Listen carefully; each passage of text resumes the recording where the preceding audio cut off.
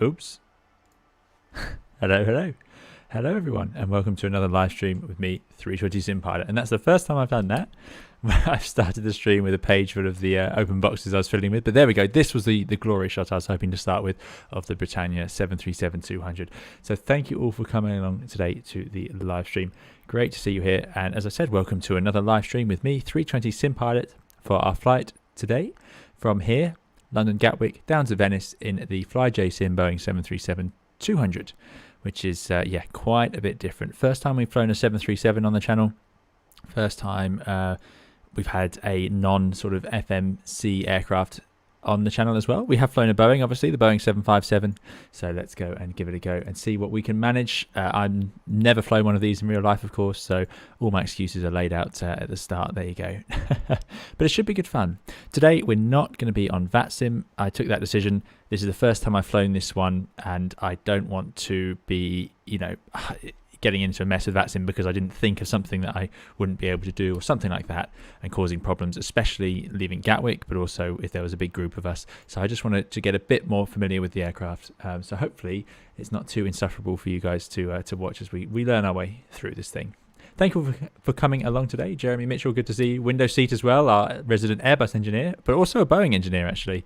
Currently very Airbus related, I think. But I'm glad to see you here, window seat.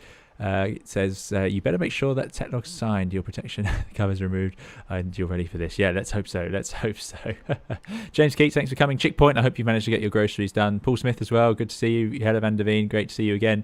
Richard V, thanks for coming and moderating, as well as Liz05. And Savage Haters, good to see you here. Thanks for coming along. Wired Womble, good to see you. DeAndre, hello to you. Joseph Mitchell, good to see you again, as always. And Darian Nahro, good to see you as well. Ground speed mini, trim power coupling, side stick, alpha floor. Yeah, all things we'll be missing today. We will give it we'll have a big pitch power couple, I suppose, is the only thing we're going to see.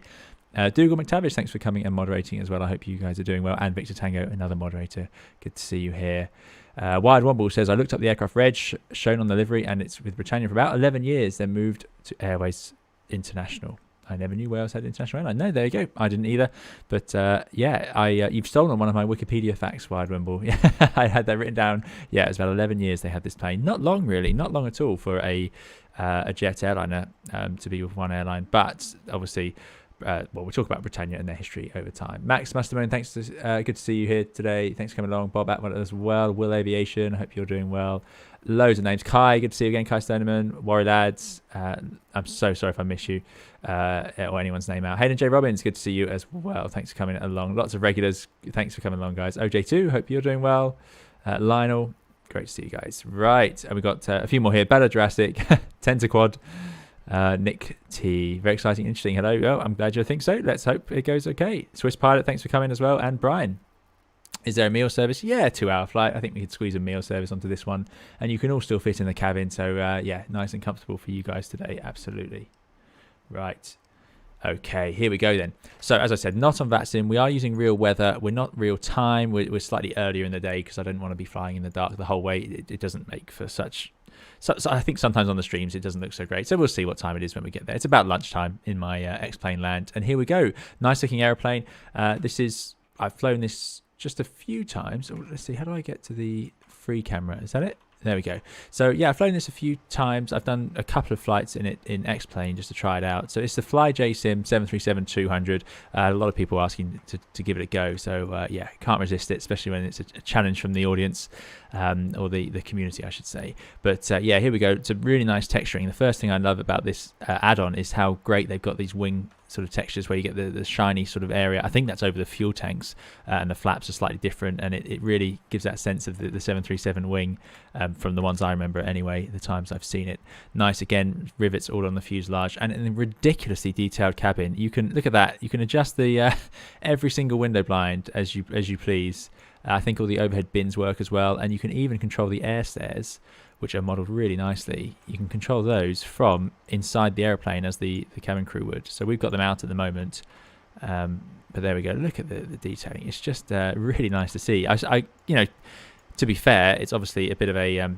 this is a pretty hideous way for me to move around, but there we go. It's a bit of there you go, lights as well. Look at that. It's a bit of a smaller aircraft, so they have more chance to model the cabin, but there we go. I think you can use this. Yeah, that we can retract it as well. We won't do that just yet. Airplane's still loading up, as you can see.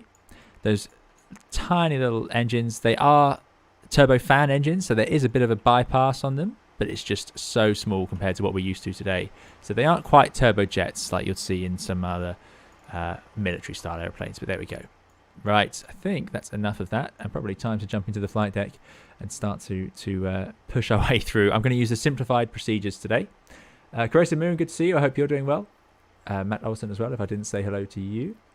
And yeah, thank you all for coming along and watching. And if you're enjoying it, do please hit the like button. It makes a big difference for the channel. Swiss Pilot says, have you ever flown another passenger plane than the 320? I have indeed. Yep, I have. Right.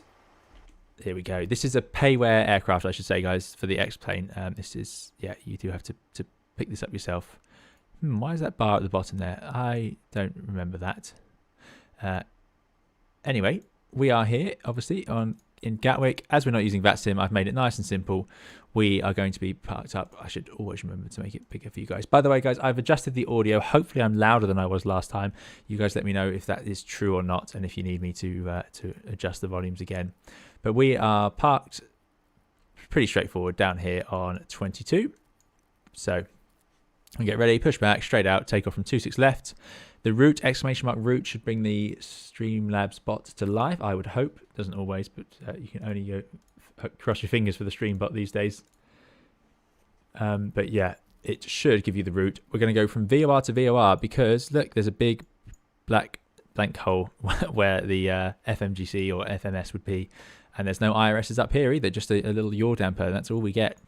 So yeah, it's my first experience of the 737 overhead panel. I think a lot of this carries over to the NG and the Zibo mod, but that's all for the future. And our departure, we can't do these RNAV departures, obviously, but if we scroll all the way down, there are the old style ones still here. Not all airports have these still, so luckily we do. And we have the Dover departures, and we're going to take the Dover. I just write all this down, and it is in the route for you guys. Dover 1 mic, there we go. Yep. So we'll settle this up accordingly once we powered up the aeroplane. Audio is perfect. Good to hear. Thanks, Sean. Navigational 101 says, hi, glad you chose Britannia. That was my first real flight to Ibiza. Yeah, exactly. Same for me. Growing up flying around on the old Britannia liveried aircraft. I never flew on a 737-200 with them. I just flew on their 75s mostly. But yeah, I do remember this livery very well. Very, very well. Yeah, I like it a lot. And some great detailing on it. You'll see that there's this tiny bit of red trim around here, which is, yeah, really adds to it. It's almost missing when you zoom out, but it gives it that sort of bit of pop, put it that way. Probably around 2 hours. Yeah, the flight time is, I can bring it up for you guys, 2 hours is what I'm working on. Avi tab, there we go. And 1 hour 51 even. Could be a bit quicker. Depends how long it takes me to get this thing started up. So it's going to be a bit tricky if I can find a way to do that. There we go. Just trying to bring up the text chat and the procedures. Right, so I'm going to use the simplified procedures that they provide with this. Dr. Darian says, I'm sure this flight will be low workload. Yeah, exactly. It's exactly. Lauren V says, 737 is like, want an ECAS. Here's a bunch of dials scattered around the overhead. Yeah, there's no ECAS system in this. There's not even, there's a bit of a recall panel there, but yeah, there's loads of warning lights scattered all over the place. So yeah, we'll have some fun. We'll figure it out. We'll get through it. So we're in the cold and dark setup. Nothing's been done to the airplane except there is a GPU plugged in. Aside from that, it's just sitting here. You can actually see the airspeed is ticking over occasionally. It's quite a breezy day. As I said, we are using live weather. So we're going to go onto the overhead panel, as you would expect. Zoom out a bit, and let's get it powered up. So battery on. Right, let's find the battery. I have practiced, I promise. This is the battery. So flick that down, on. You get these sort of guarded switches that once they're pushed down, they just hold it in one position. So they're quite simple, always reassuring to use, I think, because that's that. We know we've done the right thing with it because there's only one thing to do with it. So the battery's on, and that leaves us with this sort of mess. Warning lights all over the place. So they now say put the position lights on bat. So I'm going to put those up on battery, and I think that means we'll get the nav lights on. Perhaps, yeah, they're quite concerned about having those on straight away. Logo lights, can go on. Again, not sure why you'd put those on at this point, but logo lights are over here as well. They'll go on, and electrical hydraulic pumps need to be off. So they are hidden up here. Engine pumps, electrical pumps, the electrical pumps off. So this is our little hydraulics panel, incredibly small, but there it goes, that they are in the off position. So that was all good. Ground power switch can go on if there is a GPU available. And there is, I think. There isn't. Why can I hear all the trucks? I know what I need to do. We can bring that up. Not there. Here we go. You get that noise of the diesel, which is a bit annoying. So anyway, let's get the ground power on. So I think if I do that on, that shows us it's available. Now it's on.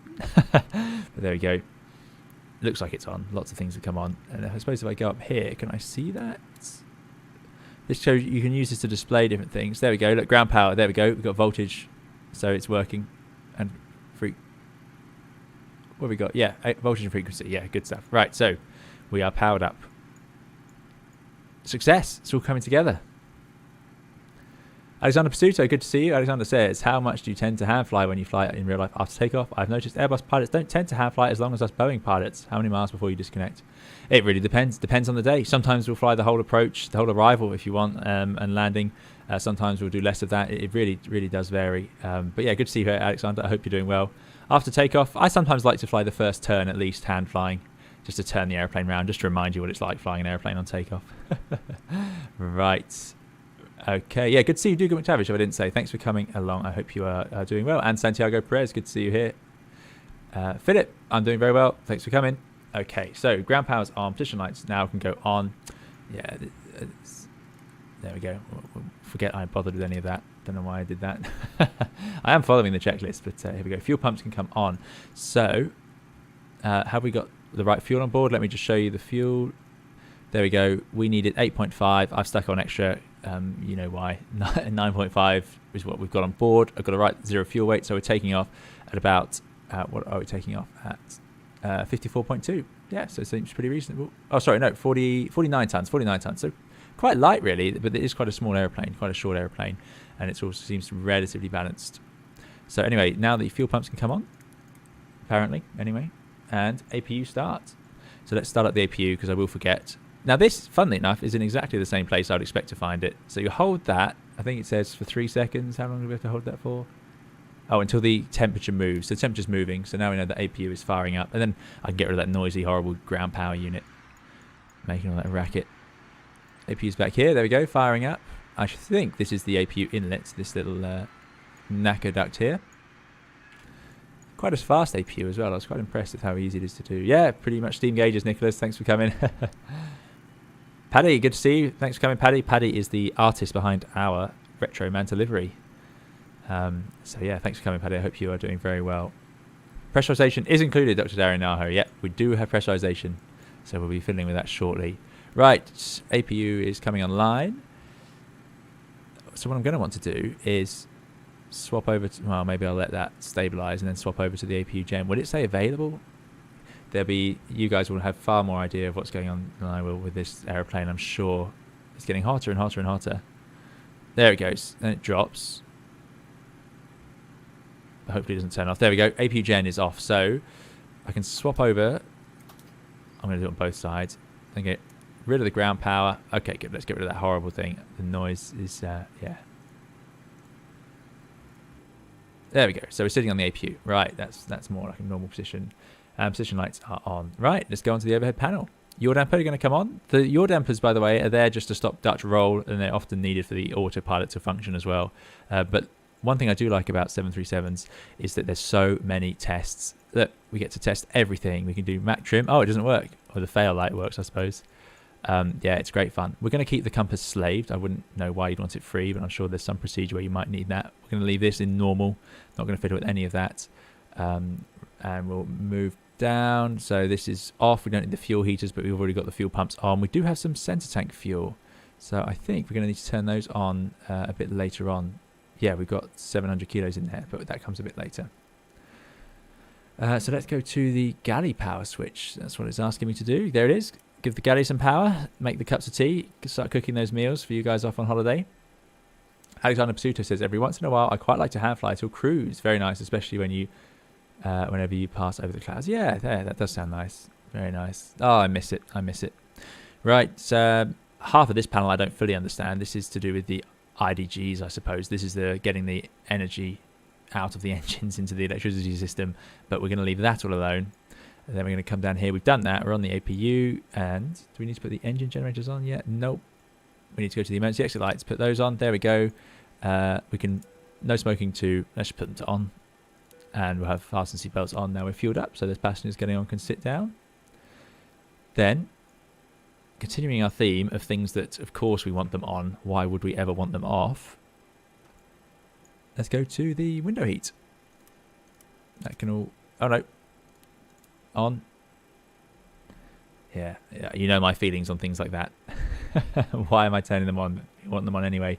They should have their own system. I mean, I'll give this airplane is allowed to be like this because it's this is from the 60s, designed earlier than that, of course. So I mustn't complain. This is, you know, a 727 that they've managed to convert into a two-pilot sort of operation. So yeah, I mustn't whinge like I do when I'm in the 7.5. There we go. Right, so no smoking, fasten seatbelt signs, window heat is on. Now let's go over to the air conditioning and cabin pressurization. And what are we doing over here? Air temperature source selector switch.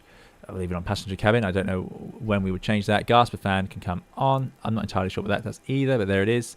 And we've got the packs.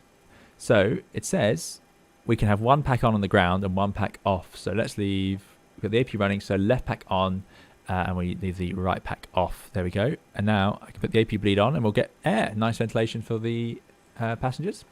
Bleed 1 and 2 should be on, which they are, and we're using the AP bleed. Right, our cruise level for today, we are cruising at flight level 330, which is automatically in there. That's handy. That's really handy. Not sure why it's warning us. Duct dual bleed. Yeah, well, that packs off. Don't want to do that. No, I think I'll leave it in auto. Everything that says auto surely is a better place than me fiddling with it. Right. Let's carry on. Brianne Silva, good to see you. Hope you're doing well. Thanks for coming along. Klaus as well. Good evening from Denmark. Good to see you, Klaus. I hope you're doing well over in Denmark. Must be pretty cold over there. And Dr. Darian says maybe the no smoking should be off. Well, that's why I thought I'd put it on, because being the 60s, maybe people are trying to smoke. So maybe they can save that for the cruise. Right, so 33,000 feet for the cruise. Landing elevation in Venice is, oh, it's nothing. It's like 40 feet. Cabin altitude, I don't know, 6,000 feet seems fine to me. Up at 330, that should be achievable. I assume there's some graphs and charts where you could work that one out. But there we go. Later on, we must remember to put it from ground to flight mode. For some reason, that doesn't happen just yet. I don't know why. We'll leave that in auto for sure. And this is the valve, the outflow valve, I imagine, which looks like it's open, but it doesn't seem to be labelled where that is. Which I think is a bit interesting, but there you go. Oscar Lamprecht, thank you very much, Oscar, for your €10 donation. Really appreciate it. Oscar's very generous, as always. And the pairs made the first appearance today, which is great. So thank you very much, Oscar. Really appreciate it. I hope you're enjoying this one. It's a bit different, but we'll get through it. We're not far off. There's no FMGC to set up, guys. So any of you who are thinking, oh no, we're going to take forever to get in the air, don't worry. We're not going to be as bad. But thank you, Oscar, for your donation. Really appreciate it. Thanks for supporting the channel, as always. Very kind of you. Right, there we go. That's pressurization panel done. So let's start thinking about our departure. So we're going to come over here. We've got a flight director, and that doesn't work. So I'm going to put it to heading for the takeoff. We're taking off from runway 26. So let's scroll that all the way around to... Nope, too much. What is the heading of the runway? Let's find out. Taking off 257 initially, so I'm just going to put 257 in. There we go. It does that, and I'm not sure this is the right procedure, but the abbreviated instructions say we should then set this pitch to 15 degrees. So there's no real vertical guidance on the flight directors. We can just set it. So there we go. I've set it to 15 degrees nose up. I don't know how useful that will be. I suspect not very, but there we go. That's something to aim for. Chris, good evening from Leeds. It's been a while since I've seen a Britannia aircraft in the Leeds flight path. Yeah, it's been a while since I've seen one too. But thanks for coming, Chris. I hope you're doing well. I hope everything is well up in Leeds. Lauren V says, does exhaust in the hold from the smoking engines count towards the no smoking sign? Yeah, maybe. Andy says, the graph is below the flight ground switch to set the pressure. Oh. See, Andy is our 737-200 expert today. There it is. Look at that. Right, well, we're going to be altitude times 1,000 feet. We're going to be at 33,000 feet. So 7.1 is the max pressure. Oh, wow. So pretty low cruising. So 7.1, which is going to mean... What cabin altitude should I put? Should I raise it, do you think? I feel like we should make it a bit higher. We'll be fine up to sort of 8,000. So let's put it to...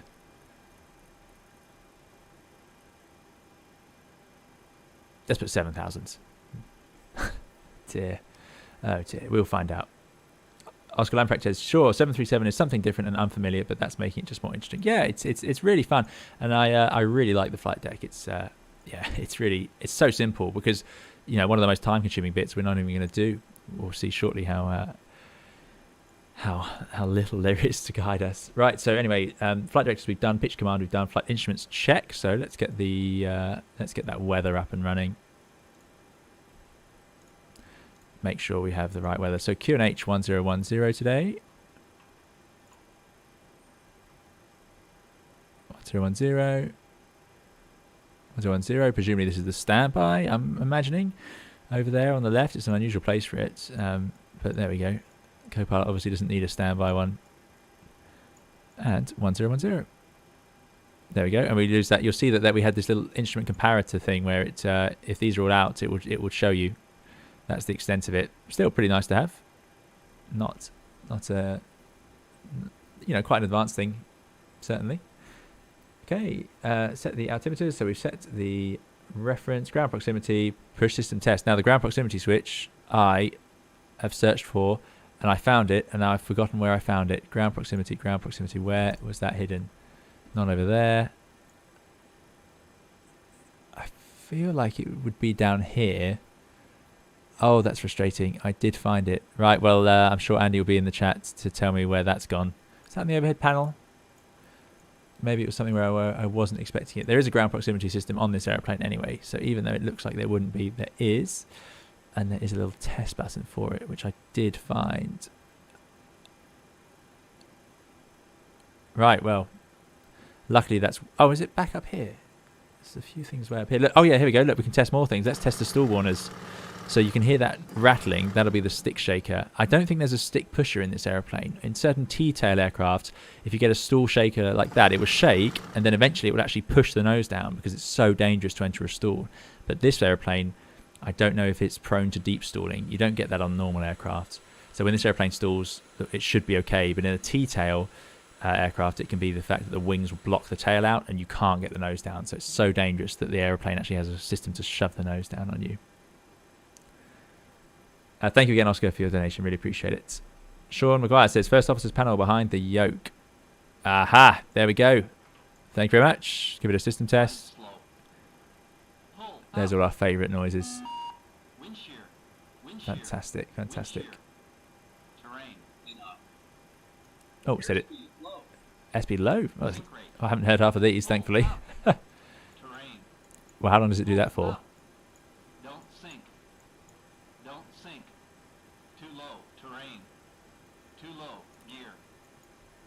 Is it going to do the cycle of all of them? Probably is.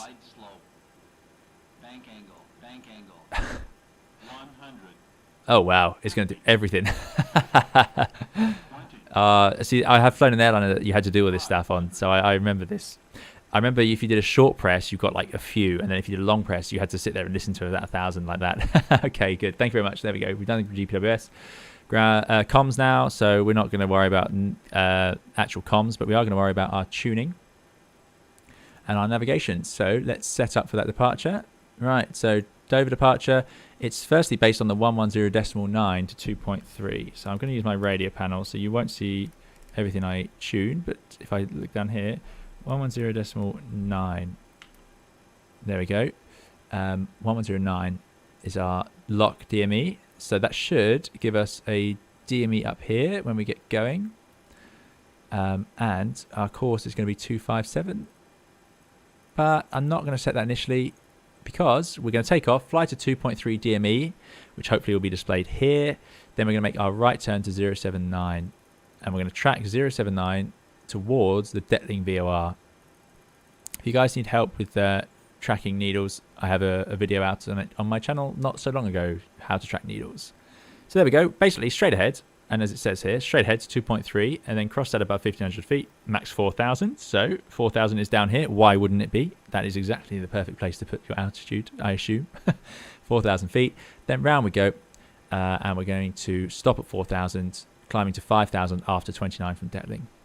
So let's have the standby frequency ready. So the next thing I need is Detling 1173, which I can do on here. I'm really impressed with the radio panel because my radio panel swaps these between sides, whereas this is a transfer switch. But it still works. It's really quite clever. Anyway, so 1109, takeoff 2.3, right turn round, intercept the 079 radial, and we've got the course of 079 down here. We're going to fly that up to Acorn. At Acorn, so when we're on this leg, we'll climb to 5,000 feet and we'll tune the Dover VOR. And then we will make our right turn onto 098, and you're going to have so much fun watching me try and make the autopilot do that, because there's so many modes that I really half understand at this point. But there we go. So 079. You could do things like, I suppose, put the second course, the FO side, onto the next one. So I could have 098 here as a reminder. Just trying to think of ways to get ahead. But again, that'd be even more useful if this was a two-pilot aircraft. But it isn't. So there we go. Right, so that is some of our nav setup. We don't have any NDBs to follow for this departure. Victor Tango says you use all the announcements as a ringtone. There you go. Yeah, that's a good idea. Yeah, that is voices to get the blood pumping. Window seat, thanks for coming. Our Airbus, as I said earlier, and Boeing engineer. Matteo Chewy said, is that mould on the landing gear lever? Yeah, it could be. That'll be the anti-rust paint that's underneath. So most airplanes, when you wear away the paint on the outside, you'll find this sort of green underneath it. And it's used to treat... It's designed to stop rust. So really common thing in aviation that stuff wears away and turns green. Yeah, so shouldn't be mold. Don't worry, Matteo likes a nice clean flight deck. But there we go. Right. Get rid of Avitab. We don't need ADFs. Open V cards. Here we go. And now I'm going to take off flap 2 because it's hilarious, because we roll down the entire runway, and then you can just click set bugs. So 2.15 EPR, which is automatically set up here. So that's our maximum EPR. You can set it accordingly on here. But if I click set bugs, it does it for me. There's no auto thrust at all, so I have to entirely do that myself. So that's going to be fun as well. Then we're going to take off at V1 is our 138. We rotate at 140. Then we want to climb above 145. So it's going to be 145 to 165-ish. And again, good luck. We're going to retract our flaps, passing through 160 and then 190. And yeah. Good luck. I really struggle with the takeoff sequence on my own on this airplane. Like I say, I've only done a couple, but it's quite something. So there we go. There's our bugs, and you can see you click set bugs, you get, don't know what that's supposed to show, 80, 90, 100, I suppose. That's 80 knots. Then we got VR, or V1, sorry, 138. And then we've got 160, 172, is that? I'm not sure why. I'm really not sure why. It's a mystery. Like a lot of things in this airplane to me. And we've got our RMI, so I'm going to have the VOR displayed on this side. This just points straight to the navaid. And again, you can use this instead of this HSI. You could do all your navigating just using this if you needed to. You just couldn't do the glide slope. But you have a glide slope up here, you see. So, yeah, it's quite well equipped. It's got backups. Willie Canuck, good to see you. Thanks for coming along. Bryson Williamson says, I wish Airbus had the aesthetic of these old school Boeings. The front looks so good. Yeah, it is nice, isn't it? It is nice. I especially would like to have these, although I can imagine on a really bright morning when you're so tired and you want a bit less sun and it's beaming in, or it's beaming in from one of these, you might like to have these covered in for that. Good. So we've done IS bugs. We've done the airspeed cursor. Should be V2 or V2 plus 15. So as we said, 145, 55, still up to 160 on takeoff. HSIs, we've set the initial course and cross radials. Heading is on the runway heading. Altitude is 4,000 feet. Time for pushback clearance, amazingly. So that's it, you know, we skipped out all of that. It's half an hour and we're ready to go almost. So that will be good news, good news. Matteo says, you know me and how much I like a clean cockpit. I can't help it. It's professional defamation, as they call it. Yeah, yeah. Matteo would struggle. Although I believe Matteo flies a 727 sometimes, but maybe Matteo's done his own textures for that to make himself survive it. Yeah, right, let's get going. Are there any more test buttons we would like to test? I do enjoy testing things. Oh, look, we can test those. Excellent, they work. I've seen loads up here. In fact, I might just have a quick look at that overhead panel. for the few things I do understand. So the lights are all off. That's good. Engine start, we're leaving there. Strobes are off. Anti-collision off. Anti-collision is the beacon, I believe. Altitude horn cut out. Oh yeah, it beeps when you get near to things. There's the voice recorder. Oh look, we can test that. Great. Overheat test. Good. I think that's all looking pretty good. Pitot heat we'll do later. Right. If we come down here, let's have a look at what we're actually going to look at for the flight. So this is the classic sort of T. This is how most general aviation airplanes are set up as well. I did fit TCAS to this one in anticipation of VATSIM, but yeah, we didn't do it. But you can actually remove this if you want in the menu. FlyJ Sim give you lots of options. It's really nice. Radio altimeter is here. I won't use it for departure, but it will come in useful later for arrival. Obviously, artificial horizon, our primary instrument, is up there. And you can see it's complaining about glide slope and lock because we tuned it differently. But yeah, all pretty reasonable. There's our backup artificial horizon, so both pilots can see that. And here's our fuel. So we've got that fuel in the center tanks. And then we've basically filled up the wing tanks. I don't know where the wing and center tanks are, by the way. The center tank, I assume, is in the fuselage somewhere. Fuel flow, pounds per hour, annoyingly, but there it is. Percentage RPM for the N2s, which is going to be useful for engine start, exhaust temperature, N1, and of course our favorite EPR, engine pressure ratio, which I've talked about before. Yaw damper. Oh yeah, we can test the yaw damper, but it's not working at the moment because we're not going anywhere. Ah, there we go. We can test the oil quantity. So we've got some oil on boards, oil pressure, and I assume oil temperature. Right. I think it's time we think about getting going. There's no RTO for the auto brake, by the way, so we don't need to worry about that. This is ADF 2, I think. I think ADF 1 is up here. Explain that one. I don't know how it ended up there, but that's where it is. Right. Eradication says, look what I found for 320 Sim pilot. Oh, can't see it, sorry. Right. Ethan's Aviation, thanks for coming along. Ethan says, pilots blocked those eyebrow windows with anything to keep the sun out. Yeah, there you go. I can imagine. Because it's quite thin frames. It's quite a good view out of this thing. But yeah, they are quite thin frames. I wish I could get rid of that at the bottom. But there we go. Oh, what's this? Lights. Obviously, lights. Always lots of lights around airplanes. Okay. Oh, yeah. Oh, what am I thinking? We've got to test all the fire stuff. There we go. Great noise. Fantastic. Okay. Thank you very much, James Cooper, for your £5 donation. Really appreciate it, James. The pair is back again already. Very kind, James. Thanks for coming along as always. And I hope you enjoy the stream. Thank you for your donation and supporting the channel, James, as ever. That's really kind of you. Victor Tango says, there may be a switch that turns on all lights on the overhead panel. At least it is on the 737. Yeah, there is. And I've forgotten where it is now. I have seen it. Now, you'd think, I went straight to the sort of internal lights panel. No. Rain repellent. No. Rain repellent, funnily enough, common on the Airbus family, but not common on Boeings anymore. But yeah, you do still see that. Lots of Airbuses flying around today are still fitted, even though it's not the nicest of substances. You don't want to get rain repellent all over yourself. Anyway, maybe it's up here. Dome. Oh, I've got a dome light. I didn't know that. Crew oxygen. Well, I have seen a test all, but no, lost it, just like everything. Right. Thank you very much, James, for your donation. Really appreciate it. Andy says, cargo fire and script test 2. Yep. Luckily, we managed. But thank you very much for coming, Andy, and thanks for the recommendation. I hope you're doing well. Thanks for coming to watch today. Rosa Moon says, what's the max speed of this plane? They're notorious for being really slow. I don't know. 350 is the marker on here. We'll find out when we get going. I can look in the manual for you. It's not too slow. It's pretty quick. I wasn't finding it difficult. I mean, 737s tend to be faster in the climb than 320s, but I think they tend to descend a bit slower. In the 737, the switch on near the glare shield. There we go. There we go. Look at that. Fantastic. That is a well-lit aeroplane.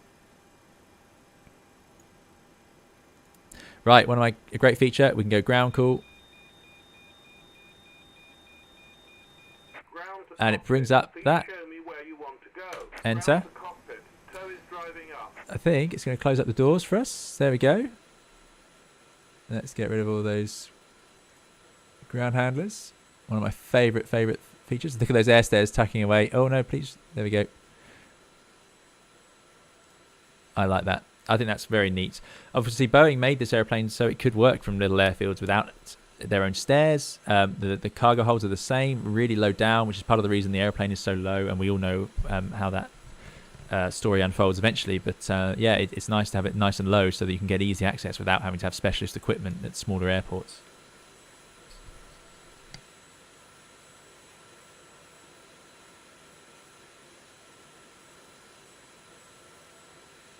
Ethan says, if it's like on the NG, it's by the altitude. Yeah, yeah. Look, thanks for the help, guys. There we go. So we don't get a proper pushback tug, even though I know you can. They're going to use one of these. This is used for general aviation normally, but there we go. So that's what we've got. G90, thanks for coming along. I hope you're doing well. And yeah, you're very welcome. Thanks for coming to watch. Yeah, it is a nice feature. I agree. Right, let's hide. Thank you. Right. No GPU, thankfully we're on the APU, so that works. Window seat, thank you very much for your €10 donation. Really appreciate it. Window seat or Lord PR, our resident Airbus and Boeing engineer. Thanks for coming, Window seat. Thank you for your donation. Window seat says, thanks for the streams, the knowledge you provide, the fun and great streams. It's grown so much. Keep it up, Captain. Don't worry, with today's flight, any landing you walk away from is a good one. Thank you very much, Window seat. Thank you. Really appreciate it. Thanks for your support and all your effort. Window seat's very active part of the community on the Discord as well as Lord P. So yeah, really kind of you to donate to the channel. But thank you, and thank you for putting in the time that you do with us. I'm sure we all appreciate it a lot. So yeah, very kind. Thank you very much, Window seat. Thanks for coming along. Yeah, and that's a very kind donation. Thanks for supporting the channel. Angry Brian is on duty, says Hayden J. Robbins. Absolutely. Good evening to Andrew. Hope you're doing well. Yeah, I normally do use that sim, but sadly today I won't be. Domingo Da Vinci says, thank you so much for the Airbus Thrustmaster control assignments and tips. Oh, that's great. I'm glad that worked. I'll talk about that video when we get going. I don't normally do technical, as in PC or flight simulator related videos, but I thought I would because I get that question so much. And some people, it seems to have worked for some people, which is great to hear. Because it's yeah, a really complex topic, and I'm not the best person for it, but I was trying to hopefully the video worked, but good to hear. Right, what do we need? I think anti-collision, that would be the beacon. There they are. Excellent. And I think there was one more light I wanted on. Oh no, I want the transponder on. There we go. Let's go to out on, one click back. Okay. Lorcat says, how are you? I'm well, thank you. Aviation Fan YouTube says, what do you use to stream? I use Streamlabs. Okay, yeah. Wojtek CYVR says, do you know that 737-200 is still in use in Canada's north? Yes, only because I've been watching Ice Pilots and you see them on there. So yeah, that was partly helped to enthuse me that this would be an aeroplane I wanted to definitely try out. Well, I think we're ready, guys. Do you think we're ready? Has anyone watching got any reason to object? We're sitting on the APU. The APU is definitely running. Oh, it's getting hot. It definitely got hotter, but I suppose we're using it for the bleed air and everything. And we're using it for electricity, so that's fine. So when we push back, it won't all go dark, which is the classic. The hydraulic pumps are off. That's all fine. I think we're pretty much there. So we cooled the ground crew. We've done the transponder. Fuel pumps left, right, center on. Yep. So let's get the center tank pumps on as well. Fuel pumps aft, forward, aft on. Yep, they were already on. Maybe I shouldn't have done that. Hydraulic pumps, electric pumps can come on. So, funnily enough, we turned them on already. So I believe the plane is pressurized now. I think everything is going to work. Yeah, it does. Don't know why we do that there, but there we go. Anti-collision on. That is on. And now we are going to start the engines. So I'm just going to do this before we push back. Oh, no, I'm not. No, let's release the brake. Let's go. 39 minutes to push back. I suppose that's not bad, although I was hoping if I didn't have to do the FMGC, it would work a bit quicker. Swappy S, thank you very much, Swappy, for your 100 rupee donation. Really appreciate it. And Swappy says, awesome. Thank you very much. Really kind of you, Swappy. Thanks for coming along and supporting the channel, as always, and being so active and moderating as well. Great to see you here. So very kind. Thank you, Swappy. Really appreciate it. And thank you again to Window Seat, of course, as well. Right, here we go. At least 5 people on VATSIM flying along, by the way. Oh, good. I'm really sorry, guys. I did post in the Discord that it wouldn't be on VATSIM, but I know people aren't all on the Discord, but I do apologise. I just wanted to make sure that I didn't make a mess of things on VATSIM, especially out of Gatwick. Right, here we go. So packs left and right need to go off now. So this is just like the 7.5. Let's turn the packs off. Oh no. Bleeds need to stay on. Packs need to go off. There we go. And then the pressure goes up. And we are going to be ready.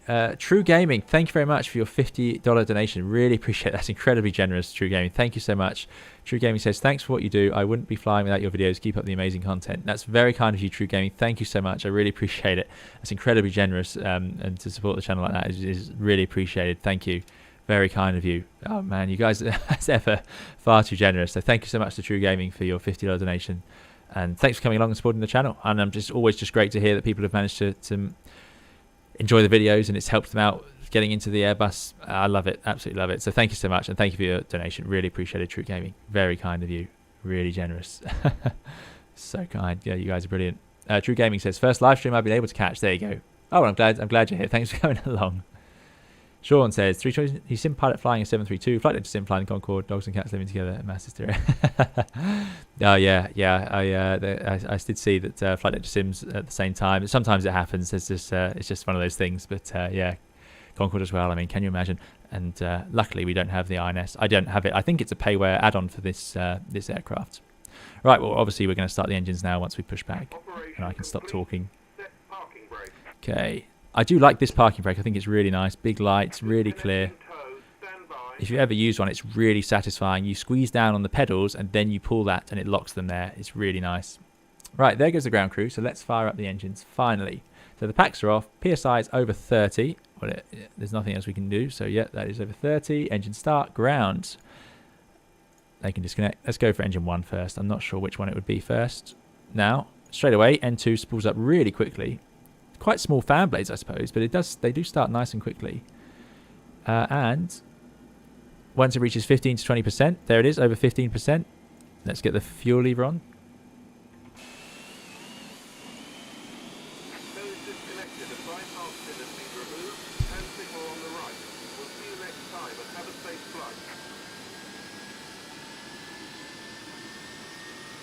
Fantastic, look at that. Brilliant.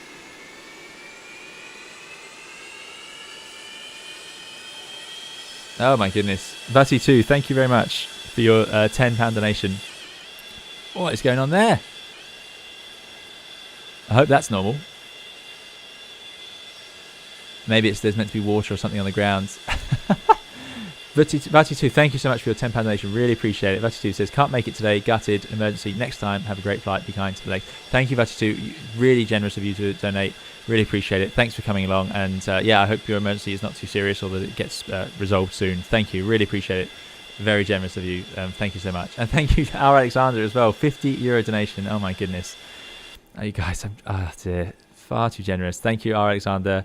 Alexander says, thank you. Awesome stuff. You're very welcome, Alexander. €50 donation. My goodness.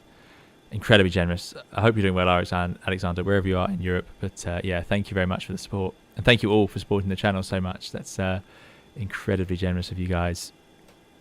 I don't know what to say. Let's start up the other engine and I'll think of something to say. So that one's worked. It goes back to off. And then that is fine. And then we do the other engine. So let's go to ground. It's going to spool up. N2 really quickly. Like I say, that little fan blade seems to whiz up really, really fast. 15% fuel. I've not seen that smoke before.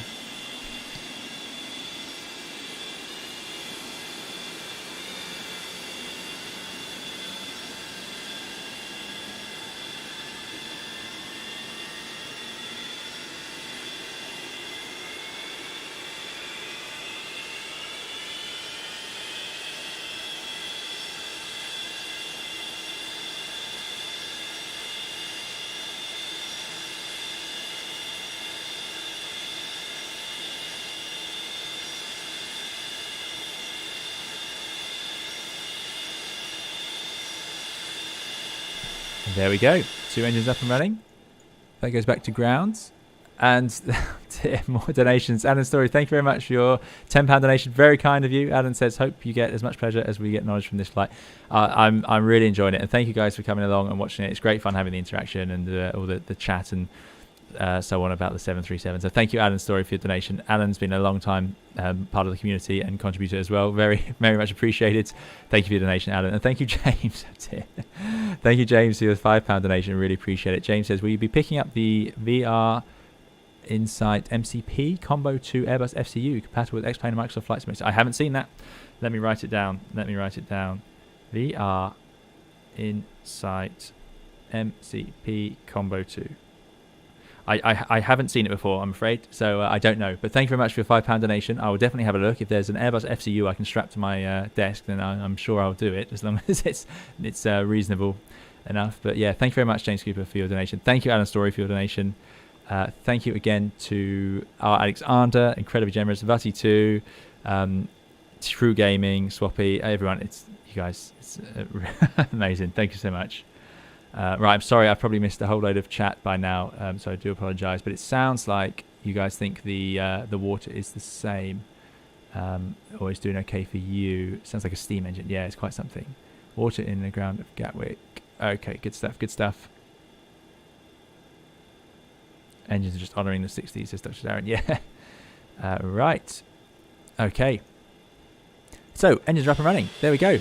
And I've been very organised. I have got wing views for us because we're going to get a nice replay, of course, as well. Well, I say nice. It may not be a very nice replay, but we will get a replay. Right, generators online, please. So we'll take generator 1, generator 2, APU gen off bus. Not sure what that means. Presumably it's available, but we're not using it. Oh, you can click these lights. Well, what does that do? I really don't know, but there we go. Pitot-static heat needs to come on. Again, why would you ever want that off? But there it is. Wing anti-ice, engine anti-ice. So it's wet out there. So I didn't use this before when I did practice this. I need it on now, and I've lost it. Where has it gone? There we go. We don't need the wing, but we'll take the engines. There we go. Engine anti-ice on. Probably going to impact our performance to some extent. Temperature looked like it went up a little bit there. That would be really nice detailing. I've not seen many add-ons that do change the N1s and so on when you do anti-icing. But yeah, thank you very much again to James Cooper, Alan Story, True Gaming, and R. Alexander. We'll really appreciate it. Window Seat says the 777 is the same for the parking brake. There we go. Yeah, excellent. So I do like the Boeing park brake setup, I must say. There's no FMC landing gear 001 because this airplane didn't have it. I'm sure they modified it later, but we're going on one without. So packs left and right are on. Bleed APU, it's going to come. Oh no, hold on, they're not on. Packs left and right on, so we can pressurize. Turn off the APU bleeds. Oh, it's really dropped. Oh, there we go. Well, the packs seem to be working. Bleeds are on. Packs are on. Yeah, okay, so we should pressurize. Wow, the APU bleed was really powerful. Flight ground pressurization mode switch. There we go. Flight, incredibly important. Not sure why you'd want it in ground mode. I mean, it's a pressurization system. I don't know why it has a ground mode, but there we go. APU start switch goes off. I assume some engineering function. Engine start switch to low ignition for takeoff. Low ignition, thank you. Set to flight in icing or turbulence. Oh, well, if we're going to say there's icing, let's put it to flight. There we go. So they're going to, I assume, just keep igniting the engines. These older engines may be more prone to flame outs. I'm not sure on that, though. Engine start switch, low ignition, flap handle. So we're going to 2, flaps to 2. Hard to see. 2 clicks. And it's 2 degrees, I believe. Wrong one. There they are.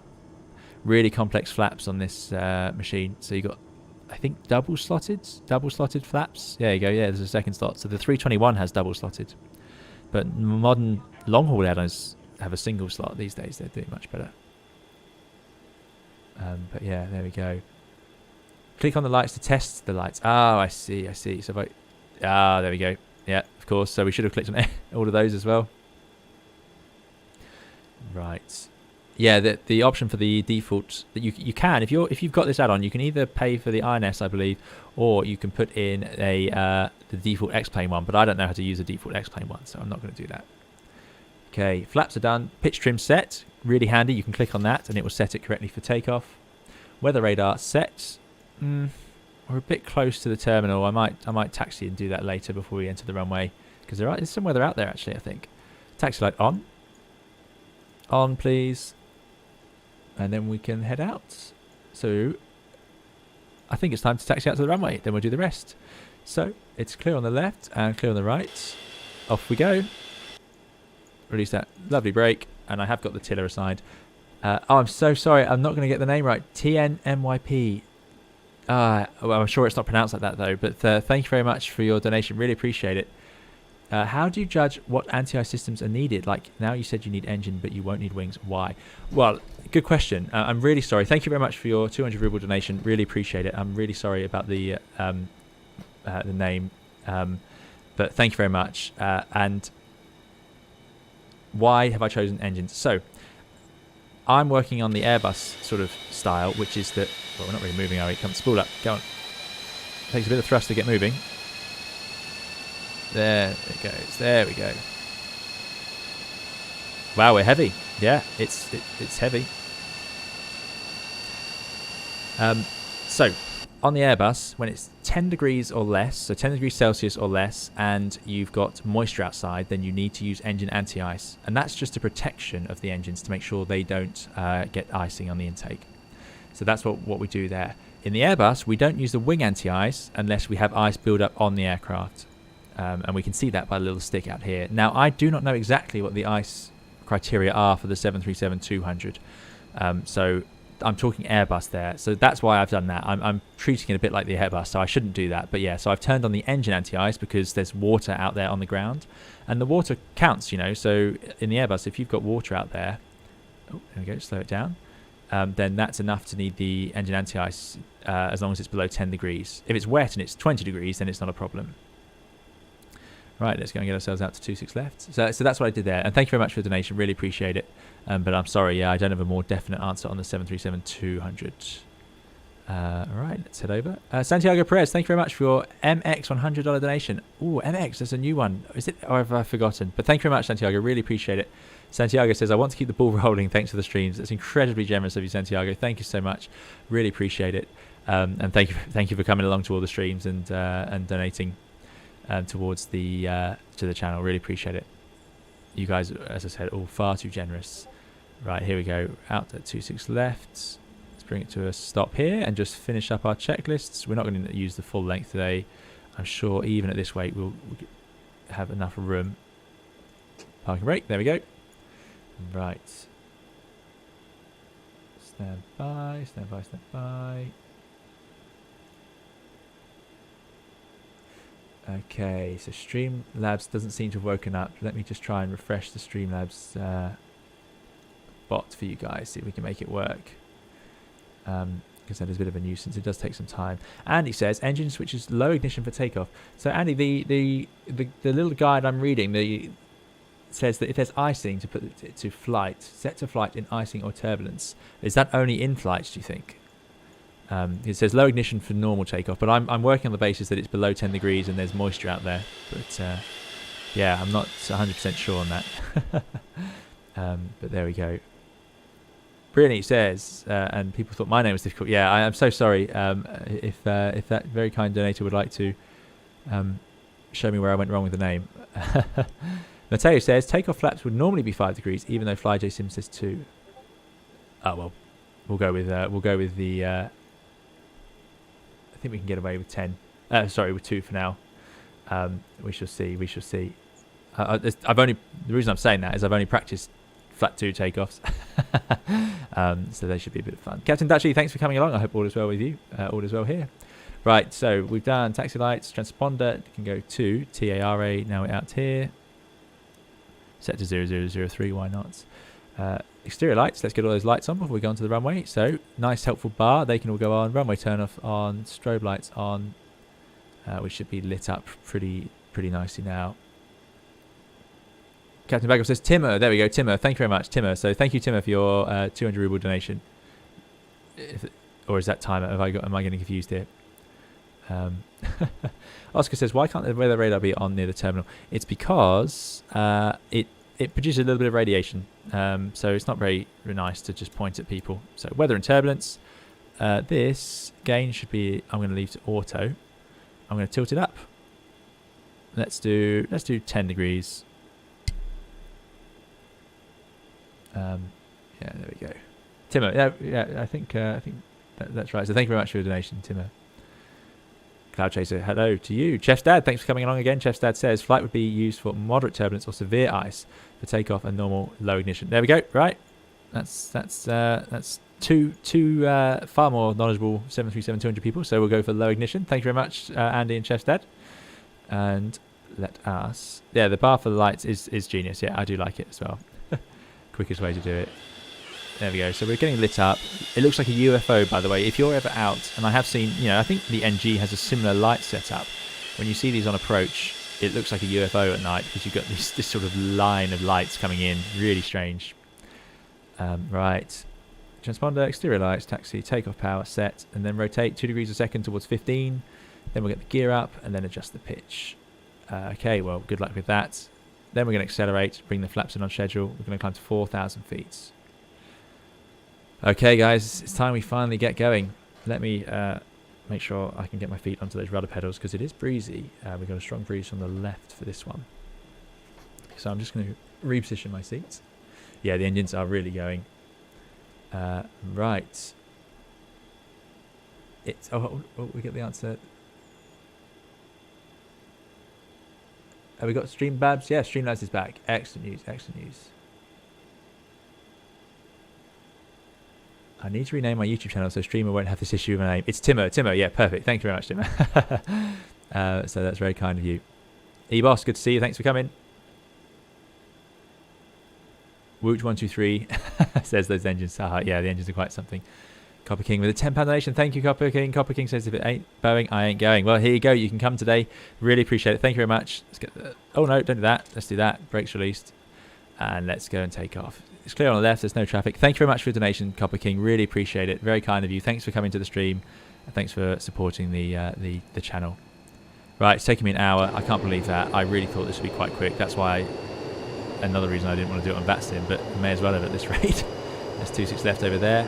Amazing amount of thrust to get moving. Come on, come on. I'm using all of that travel. Yeah, all right, there we go. Thank you very much, Copper King, for your donation. Really appreciate it. Very kind of you guys. Takeoff excuses. Yeah, so I'm not used to it. Apparently, I'm using the wrong flap setting. Flaps 2 is not the standard, and it's strong winds. Strong winds from the left today. I think it's 220, gusting up to sort of 20 something. Oh no, we're a shorter airplane, not a 321. You can see that flight director coming into line there. Right, so before we get going, and this is just another reason to take it slow. Set that brake. Let's just review how we're going to get airborne. Oh yeah, by the way, I think you can disconnect the parking brake in this side of the airplane by just pressing on those toe brakes. So you've got to be careful with that. Here's the plan, guys. We're going to take off 257, which we've got up there, so straight ahead. But actually, we're going to need to turn slightly to the left to weathercock into wind. So I'm just going to bring that to the left slightly because we're going to need that. Out to 2.3 miles, which I'm really hoping would be displayed on here. I've got my nav set up to 110.9, which is there.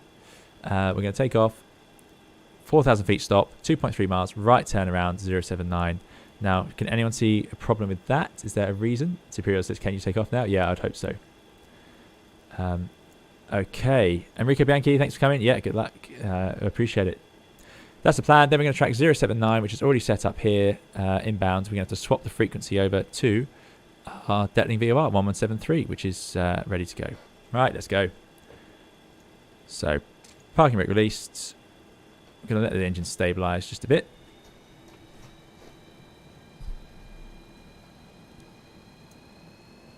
Now, it's really hard to see the N1 in this airplane. It is really hard. Okay, brakes released. Aiming for 2.15 EPR. We're going to use a whole load of the runway. More.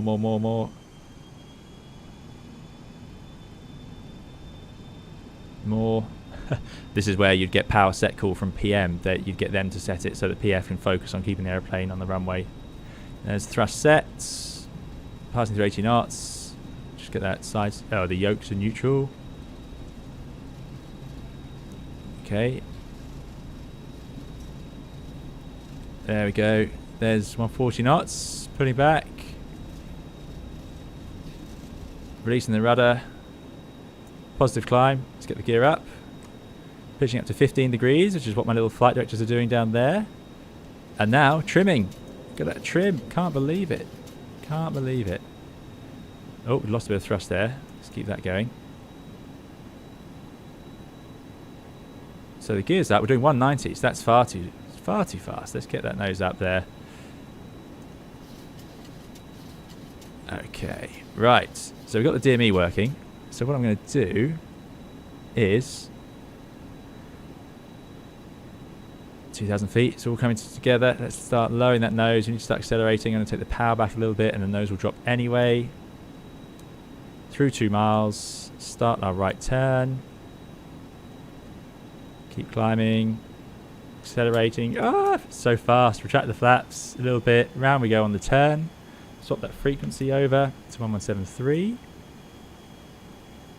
And let's try and put in that autopilot. Put in IS. Should stop at 4,000 feet. And let's bring the heading bug all the way around. Flaps to 0, definitely by that speed. Although the flaps have quite high speeds on this airplane, there are lots of stages. Let's go to heading select. So it's going to level at 4,000 for us. There it is, coming into 4 now, which is good news. We're going to go through that because we're too fast for the turn. Let's slow down. Keep that turn speed under. There we are. Oh, we are making it. 220 knots. Yeah, so we're slightly too fast. Get the speed back. 4,000 feet. Gear is up. Flaps are at 0, which is I can see up here. We're coming through that VOR now. You can actually see, although quite far out, 36 miles, so it's not too sensitive. So what I can do is I can set the autopilot to VOR lock. And it should, I believe, follow that. And I'm going to do the same to the flight directors. I'm going to put the pitch back to 0 because I don't fully understand the pitch on the flight directors on this thing, but there we go. So I'm hoping to see now, instead of following the heading bug, it should intercept us back onto that radial. And that's it. We have got ourselves into the air. Oh, can't see much. Here it comes. Before I run out of energy. Okay.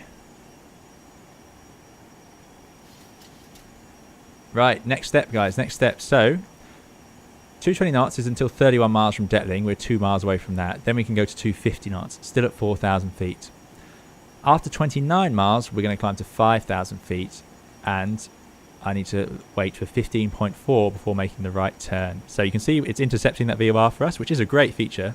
The Airbus can't intercept a VOR line like that. It doesn't have the ability, which I think is really strange. Okay, let's accelerate then, 250 knots, which is bugged. You can see that bug there. Get a nice passenger view. Happy to be going off on holiday to Venice. So that looks slightly out of line. Hope that's not a problem.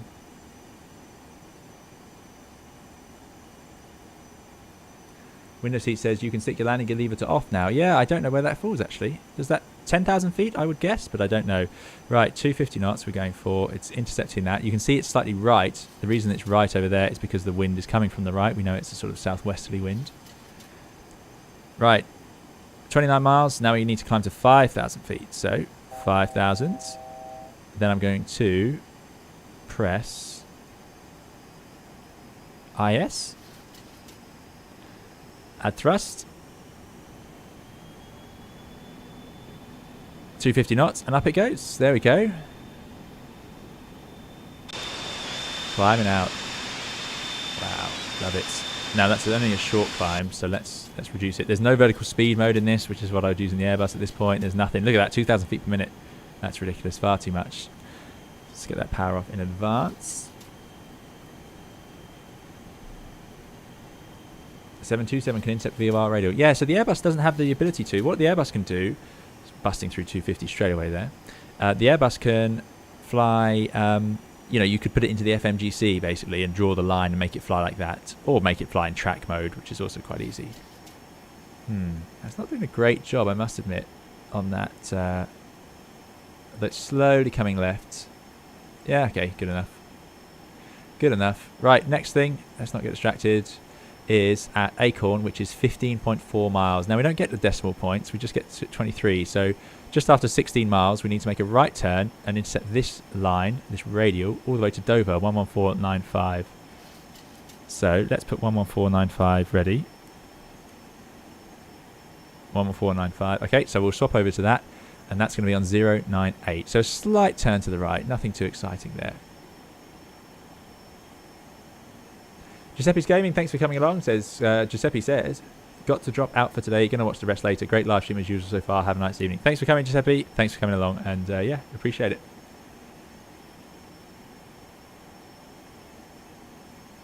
Dr. Darren says, engine smoke caused 10 degrees of local warming out there. Yeah, could be, could be. Master caution, fuel. Right, presumably we've emptied the centre tank now. So do those pumps need to go off? Well, that's what I've done. There's no fuel in there, so I'm not too worried. Right, getting close now. Look, we're already at 18. See, these things happen so fast, so fast. So 15.4. To be honest, we could probably go a bit earlier. So I'm going to put... It's 098. So if I put heading 098 in there, slightly more to the right because of the way the wind's going to be. 16, there it is. So I'm going to go heading select. It's going to turn right. Then I'm going to change the course to 098. Now I don't want to do this in VOR mode because of course it won't be ready yet. There we go. Now we've tuned Dover. You would identify it as well. 11495. And now I'm going to go back to Vorlock. Right. And we probably climb at some point soon. Yeah. So we've done Acorn at 5,000, Dover at 6,000. IS. Add some thrusts. And it should stop at 6,000. Ethan's Aviation, the ETA is going to be it's 6, so probably about just before 8, well, in about an hour and a half, I'm hoping. We shall see. What's our rate of climb here? So 1,000 feet per minute, not too bad. Get the thrust under control.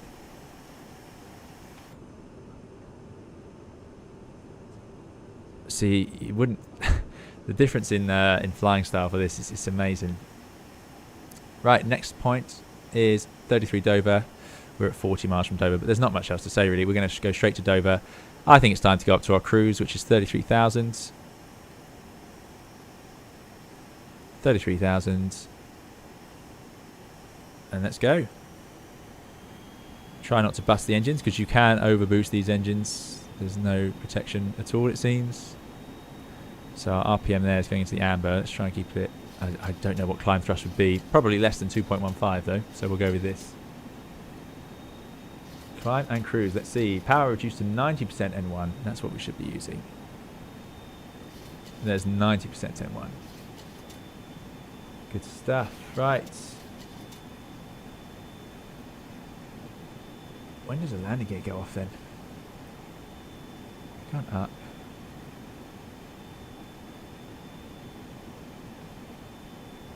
Not sure, not sure. Right, 35 miles to go. We're climbing at a good rate, 2,200 feet per minute. Doing 250 knots. We'll accelerate after we get through 10,000 feet. See, again, this flight director in the vertical axis is not really showing us anything. It's almost tempting just to turn it off. I mean, I don't really know what it's... It's not, doesn't seem the same setup as the Airbus where it's so interconnected anyway.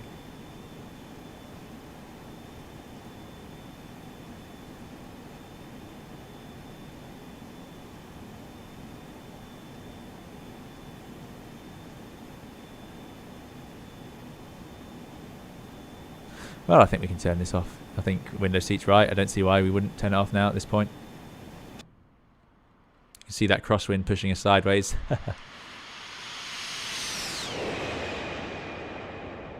Away we go. I love the smoke effect. That pushing out. Yeah, that's really good. Really nice touch. Matteo says, talking about the flap 2 takeoff, Matteo says it's not wrong, you can use flap 2, but airlines used to suggest to use the highest flap setting available for runway length, keeping in mind climb performance. There you go, yeah. Well, I think it sounds like flap 5 would be a great idea, because flap 2, it really seems to groan into the air. It doesn't seem quite so happy with that. Matteo says, for runways longer than 2,000 meters, 5 degrees would be recommended. Fair enough. Next time, 5 degrees is what we'll use. Thanks, Mateo. Thanks for the information.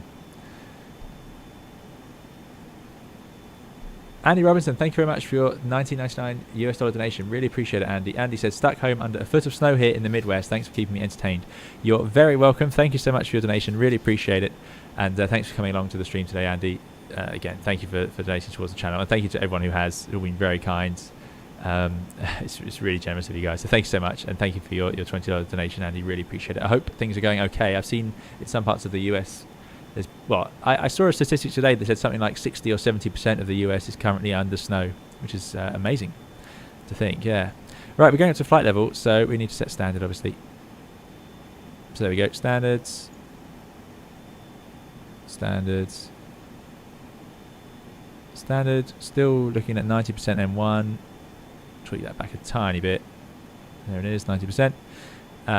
Great stuff. So that's our flight level we're going up to. The gear is off. We're above 10,000 feet, so we can get rid of these landing lights, which are out in the airflow. Runway turn off and taxi lights. Don't want any of those. And away we go. We can accelerate a bit now. So to do that, I can just wind up the bug here. So we should have accelerated to 250, which we did. We set the lights. 280 to 300 knots is our climb speed, apparently. We can do that.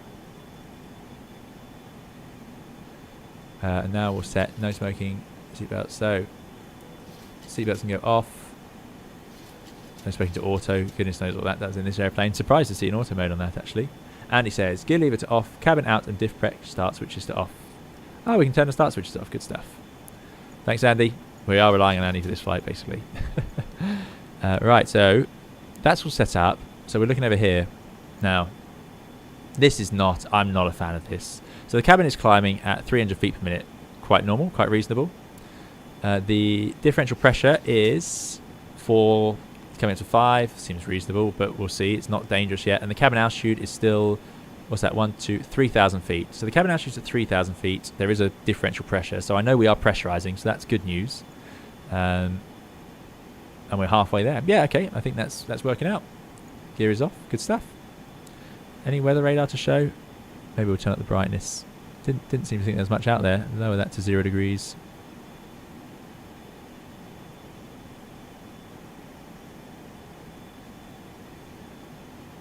Thank you again, Andy, for your donation. Really appreciate it. Bacon Warrior says, flight director can't show or doesn't show climb angle. No, doesn't seem to bother with any of that.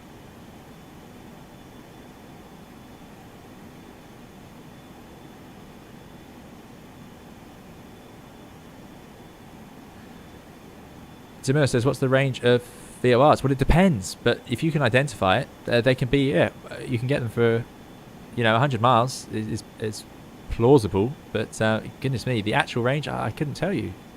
I should know, but it's not something we see much. We don't navigate VOR to VOR, and they're usually closer together anyway. So from Dover, we're going to go to Coulommiers, 112.9. So let me tune that up. I've got to stay one step ahead, and I'm going to keep forgetting that if I keep talking. So here we go, we're reaching Dover. Next step is Coulommiers, 1129. So to get there, we're going to go 155, so another right turn, which makes sense really. Now remember, this won't show 0 miles. We're probably getting overhead the VOR now because it's 6,000 feet to a nautical mile or something like that. So we're going to be 3 nautical miles above it when we pass overhead. So we're only 2 nautical miles away now. Plus we've got to do the turn. So I think it's a good time to go heading. We're going on to 155. We're going to do a little bit more to the right. Let's set the course. 155. Let's swap it over. 1129. Let's come in nicely. And let's go to VOR lock, please. And it should intercept that. Let's see if it does. Yes, it is. And fly us down on 155. We've got to do 153 miles like this. So there we go. It's picking it up from here. Now, what I could do is we are flying outbound. So if I swap the frequency back, maybe a better thing to do at this sort of range. Depends how sensitive it is, I suppose. But 11495, you'll see that it misses everything now because we're just directly overhead. In a second, there's the VOR radial, but it's so sensitive because we're so close. But if your flight planning's been done right, that should be the same outbound from here, as long as there's only one specific course that will work exactly between the two. Yes, it's so sensitive. But that 155, the reason it should be the same is because I've drawn a line between the two. But anyway, so I don't know what people would have done. Again, I've never navigated purely VOR to VOR in an airliner, so I can't tell you the normal way of doing it. But there we go. That would also work. And Jantias is still on. Thank you. Yeah, good spot. Don't need those. Let's do one and not the other. Let's see if anything changes.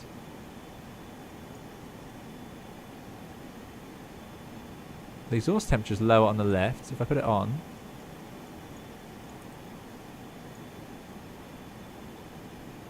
yeah, look at that. Let's turn off the left one. Now, I shouldn't get excited about that, but I do. Because look, we've got a slightly higher exhaust temperature and it seems to be having an impact. Almost immediately, yeah. The exhaust temperature changes. Great, I love details like that. Really nice to see. Anyway, don't need them. They're going off. Through 20,000 feet. Are we still pressurizing? Yes, we are. Differential will rise. So the Airbus does it by letting the differential, it does increase to almost maximum, and then once you're up higher, because the airplane climbs slower at higher flight levels, it means that even if you're sitting near the maximum diff, it's not an issue because the airplane will climb so slowly that it won't actually matter. So the cabin will almost climb at the same vertical speed as the aeroplane does at the very top of the envelope, but it doesn't really matter so much. Anyway, right, let's swap that frequency over. So there we go. So they're not quite lined up perfectly, you can see. It's going to take us, well, not bad actually. No, the 155 is pretty good. Wind is from the right, so I'm going to put my heading bug on it there.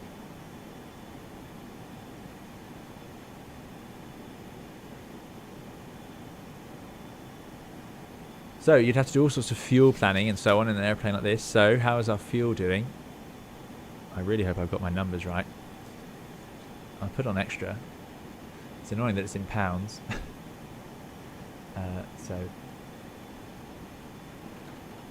it's 2.2 pounds to the kilogram. So we've got, what's that saying? That's 10,000 pounds. 5, 6, 7, 8, 9, 10. 5, 6, 7, 8 and a half. So we've got 8,500 pounds in each. So we've got 16. So we've got 17,000 pounds of fuel. So we've got 7.7 tons at the moment, which is actually going to be plenty. Plenty. If we look at our charts, we are losing that climb rate. 1,000 feet per minute, 22,000 feet. It's not amazing. It's certainly not amazing. So we might discover why these engines are not used anymore. Right, let's go to charts. So as we said, we needed 8.5 when we started. We're going to burn most of this as we climb up, of course. These engines are very thirsty down here. I mean, what are we burning? We're burning still 3,500 pounds per hour at the moment on 2 engines. So we're burning 6,000 pounds per hour, which means we could, yeah. So yeah, it's working out. It's working out. Page 2. Does it give us our fuel required at each stage? So we should pass over. We should have passed over Dover with 7.1. Remember, we got 7.7, so we've got extra fuel, and that's obviously we're passed over now. So our next point is going to be at Coulommiers. We need to have 6 tons of fuel on board. So at Coulommiers, I want to see 13,200 pounds of fuel. That's the plan. So we've got to keep a close eye on that. It's going to be really, really important today because there's no estimated fuel on board, estimated fuel remaining. It's all up to us. But I think it's all working out. The wind should all be as flight planned. 122 miles to go. Let's get up into the cruise and let's enjoy it. Oh. Atlas says, hey, hope you're doing well. I'm doing very well. Thanks for coming along. Landing gear says, where does it indicate what the OAT is? Now I knew the temperature on the ground just because I set the weather. That is a really good question. I've got the fuel temperature, which is nice. It's just below 0. Pretty cold actually, considering we've just taken off. I'm a bit surprised. We have fuel heaters. No idea what they do. I assume they heat the fuel, but how and when they use, I don't know. Yeah, good question. Who knows where the outside air temperature indicator is? I feel like I saw it once.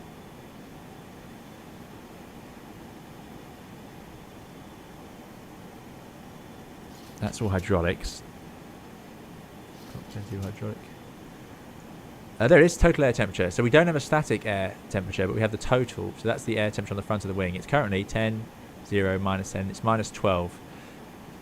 So the static air temperature will be something that has to be converted. So the Airbus does it using their data computers and all sorts. Well, actually, I think there's a specific computer for the temperature, but we don't get that in this. So we get the total. But the total's fine. The total is what we would base our engine anti-ice on. Strong crosswind still.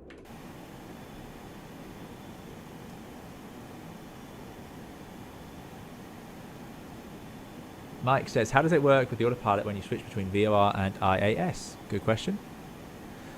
Well, the VOR is lateral, so you can see the autopilot has aileron and elevator, so you can use one mode at a time, unusually.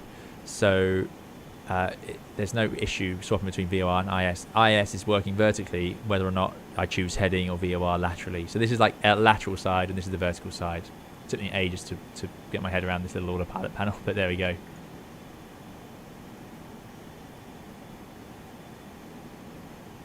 Okay, when climbing between flight level 260 and 330, we need to switch to Mach for the rest of the climb once Mach decimal 7 is reached. So we've almost reached decimal 7.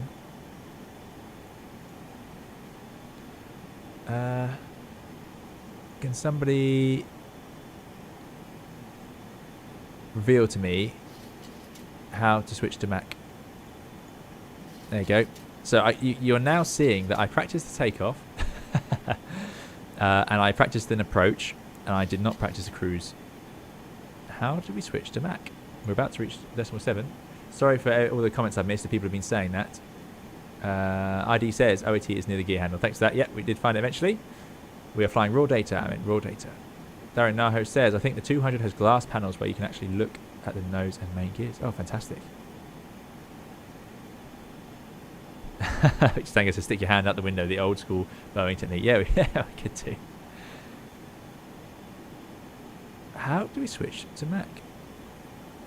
Nothing over there.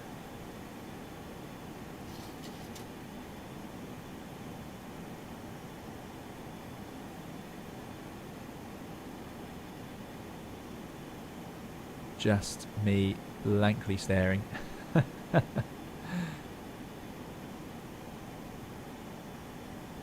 Everyone's joined Mach decimal 69. Yeah.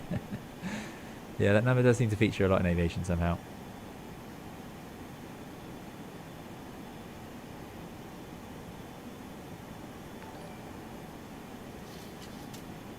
Do I just have to do it myself? Do I just have to adjust the speed bug accordingly? Is that the idea? Maybe. Maybe I'm asking too much for it. Just ignore the IS and look at the Mach number indicator instead. Yeah, there we go. That's handy. So that's it. Yeah, I'm looking for things that just don't exist. Nixo32, £5 donation. Thank you very much, Nixo. It says, did you ever listen to Cabin Pressure, the BBC Radio 4 sitcom? If not, then you should look it up. It's very good. Thank you so much for your donation. Really appreciate it, Nixo. Very kind of you. £5 donation. Really appreciate it. I hope you're doing very well in the UK. Where it isn't snowing, unless you're further up north, I suppose. But yeah, thank you very much for your donation. Yes, I did listen to Cabin Pressure. Cabin Pressure. Oh, no. No, I can't believe it.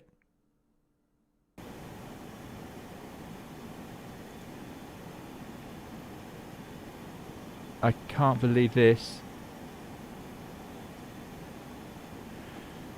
Oh, please work, please work, please work. There's no reason for it not to. Everything's fine. Everything's fine. Right, we're on the 155. We're going to Coulommiers. 094 nautical arcs. I'm hoping X-Plane will come back to life. Sometimes it does. I can't click on anything or see anything else at the moment. I'm sorry, guys. The sim has just frozen. I can just hope. But thank you very much for the donation. So yes, I did see Cabin Pressure. It's excellent. I really, really, really like it. And I highly recommend any of you, if you get the chance to listen to it, if you enjoy aviation, you'll enjoy Cabin Pressure. It's really funny, really clever by John Finnemore, and it uses aviation really well. It goes into really nice details. So yeah, that's definitely one that you'd all enjoy, I'm sure. I'm sorry, the Streamlabs has come to life, but there's not much I can do. Can you guys hear me still? Let me just see.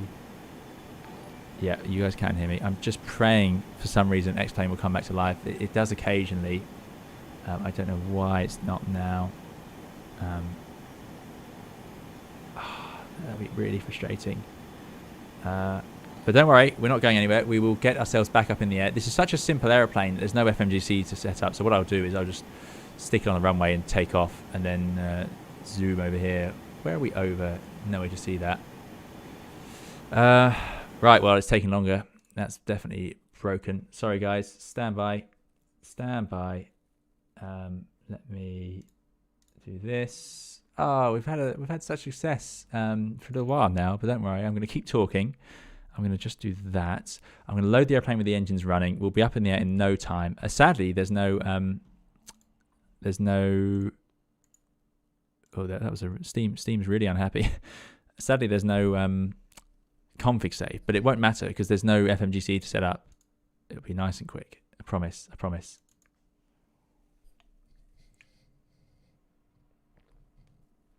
I'm glad you guys can hear me.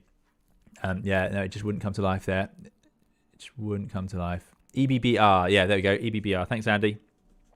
We're going to go EBBR, take off, and go straight to Coulommiers. No problem. No problem at all. Won't take long. Won't take long. Right, let's take off on runway 19. Even easier. You guys get to watch me take off again. We'll do a different takeoff this time. We'll do a proper... let's start with engines running. Go. Yeah, let's do a flat 5 takeoff this time. And then we'll zoom up to... well, we're already en route. Maybe we'll just climb properly, seeing as we're still in the climb. Flat 5 this time. Yeah, let's do flat 5. Absolutely, absolutely. Sorry, guys. I'm really sorry about that. It's been a little while. Sometimes X-Plane doesn't like using several things at once. It seems more sensitive to when I have sort of other apps open like Streamlabs, but I don't know. That could be nonsense. Santiago Perez says maybe someone can tell jokes while we wait. Yeah, if anyone, we should get some clips of cabin pressure in. That would be the best thing to do. Lizzo5 wants a podcast for a few minutes. That's what it turns into. Lauren V says, live not.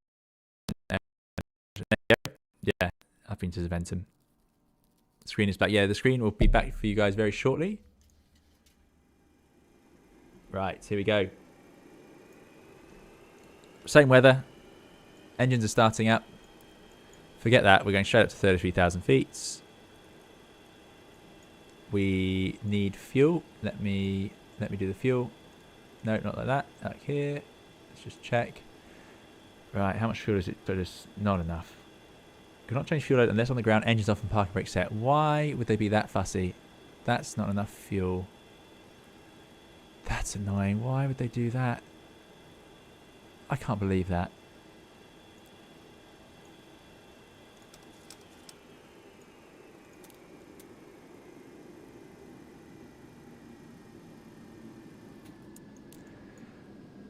Right, that's on the way. Okay, here we go. On the ground, engines off, parking brake set. Yeah, parking brake is set. Why would they set it up like that? I'm not going to fiddle with any other switches. Still thinks the engines are on.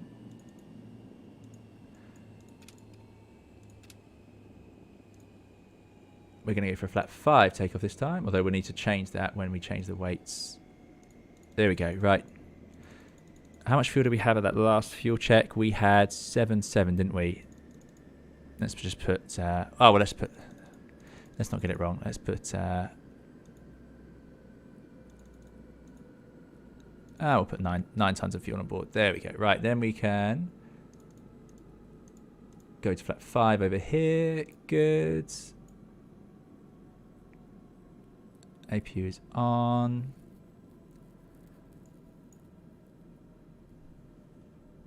I don't know why. I should have loaded the fuel in before we started, actually. That would have been way better. I know what I'm going to do. I know what's... what do you think, guys? What's best? What's best? That's on. The bleeds are on. 1 pack on. 1 pack off. ground.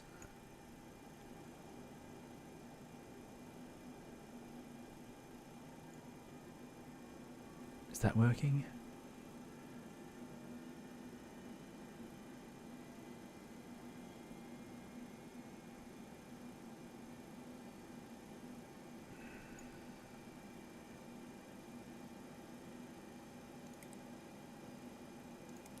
There we go. Right. Now we see N2 coming out. Okay, engines will be up and running in just a second. So 7.7, there we go, thanks. Yep.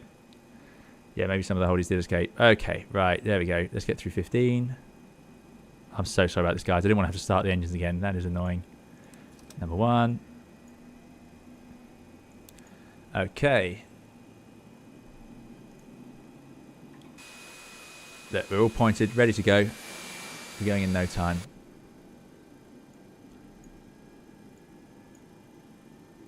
That engine is stabilizing. And we're going to go to Coulommiers, which is 1129. So I'm just going to tune that in now. We're going to climb straight ahead and then go straight towards it. So 1129. That's the active frequency.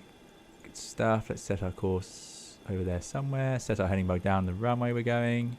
So sorry about this. None of this is anything like what we would do in real life, obviously. This is just get the airplane ready for the stream as quickly as possible. Number 2 then. Oh, number 2. N2. British Airways YouTube says, how's life? Yeah, it was going well, but we sadly ran into a bit of a hiccup. Okay, engines are nearly there. We're nearly going, guys. Don't worry, don't worry. But thank you very much again, Nick, for your £5 donation. Will Aviation says, 1 hour and 30 minutes gone to waste. Luck isn't on our side today. I feel bad for you. This isn't the first time. No, it's not the first time. We'll manage. We'll manage. So go. We don't need a runway, says such as Aaron. No, there we go. Santiago says, I bet you're happy you didn't plug in VATSIM. I am happy, yeah. I am happy. True Gaming says, it seems like Monday problems. Isn't it Wednesday? Yeah, true enough. Right. Right, okay. Heading's done. Course is done. No, that's wrong. That's completely the wrong way around. There we go. That's the course. Now, that is the one thing you want to get right. The needle's showing behind us, but that's because it's just pointing at the wrong thing. But, yeah, we want it to go south, basically. Right. Q&H needs to be set. We're going to take off and go to standard. That won't matter. Generators. So this is the funny thing about the Boeing. It's this sort of way it clicks across. So they're online. Bleeds are on. Packs are on. AP bleed off. APU off. Yaw damper should be on. That must have sprung off on its own. So let's have a quick sensibility check. Yaw damper's on. That's sort of normal and Slade. We've got the fuel pumps on. We've got enough fuel, which is down here. Yeah, that's not far off where we were. We'll put the sensor pumps on as well because we've got fuel in there. Have all those lights on for takeoff. Then we're going to be in low ignition on here for takeoff. Then we've got the generators online. That's all working nicely. We've got the emergency exit lights on. Galley's powered.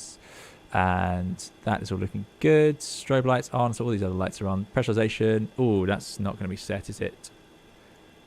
Luckily, it is set to flight mode and 6,000 feet. We'll just wind up to 7,000 feet. 33,000 for the cruise.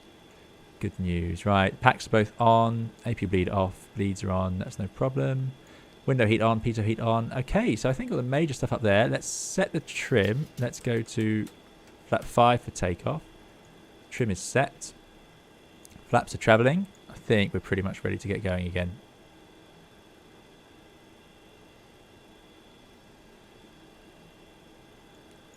Let's just check our speed card. Flap 5. So we're rotating at 135. We want to climb out 140 to 141 to 156. We can do that. EPR for takeoff again, 2.15. Just set the bugs. Right, guys, anything too exciting that you think I've missed here? Oh, apparently. Toga said, sorry about the crash. Weirdly enough, Microsoft Flight Simulator did the same a second ago. Yeah, there we go. It happens. It happens. It's part of life with flight sims. We all know that. Not too worried about the flight directors yet, but we are going to go into... We'll start off in heading mode. Won't matter, really. Right, guys, I think we're ready to go. Let's do... Have we got the hydraulic pumps on? All looks like it's working. Hydraulic pumps are all on. Can't see any other lights, no warnings. Good news. Right. Let's go to Venice. So, parking brake is released. Spool up.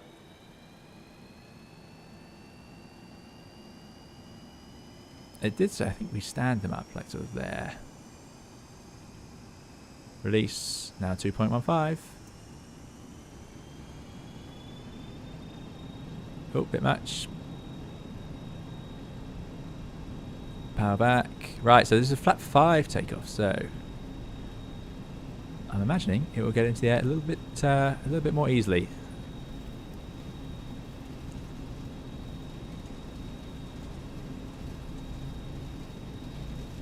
Alright, so should have let that to neutral, and there's rotate. Up we go. Positive climb, gear up. Oh, needs a bit of trim. Get the nose up. 15 degrees didn't seem enough last time. We almost got to 20. Just going to climb straight ahead initially. We're heading south, so in the right direction. Okay, away we go. Let's get through 1,000 feet. Uh-oh. Still a bit fast there. Yeah, it really goes. You have to get that nose up once you get in the air in this thing, don't you? There's 1,000 feet. Let's lower the nose. Bring the thrust back to climb thrust, 90%.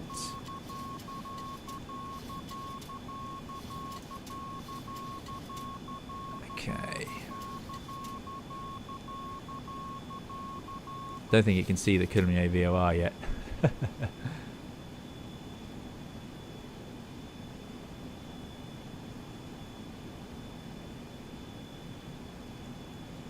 And what I'm going to do, oh, bit of mismatch on the thrust causing that.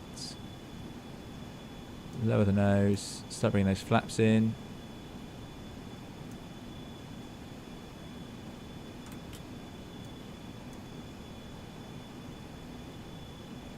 Community 129 is active.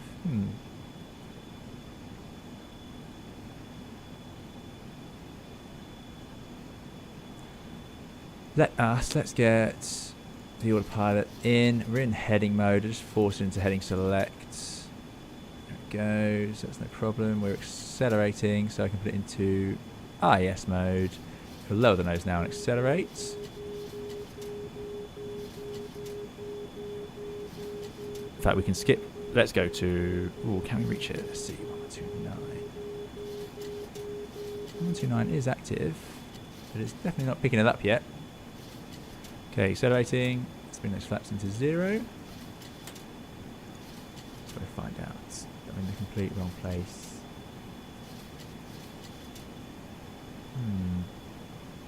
What I might do, I might try. Let's go direct to Roland Pond. 1173.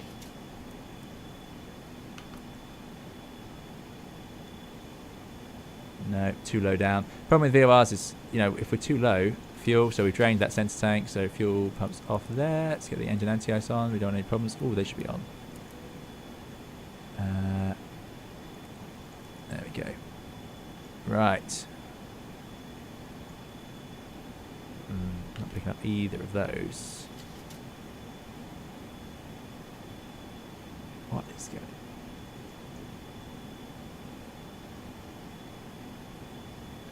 GSY, BFS.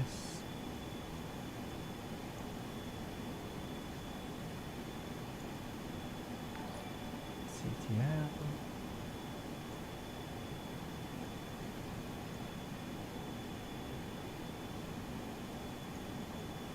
Well, Eric, thank you very much for your 100 knock donation. Really appreciate it, Eric. Thank you very much. Eric says, stuff like this happens, but as chat says, we now get 2 takeoffs in one stream. Yeah, exactly. What can you do, eh? 2 takeoffs. Okay, what I want to do is just work out why it could be that we're just too low down. So we're on standard, climbing up to our cruising level. Gear can go off. It's soon to be above 10,000 feet. We'll soon be back where we were. I just need to work out. I'm just a bit unsure of what the best option is here. Let me have a look at my Navigraph. Isn't very good at flight following X-plane. Could not connect to simulator. No, of course. So we take off from Brussels. Run-on point's going to be there. I think we should go to run-on point. Yeah, 1173. Let's have that ready to go. Why did it appear? Are we just too far away?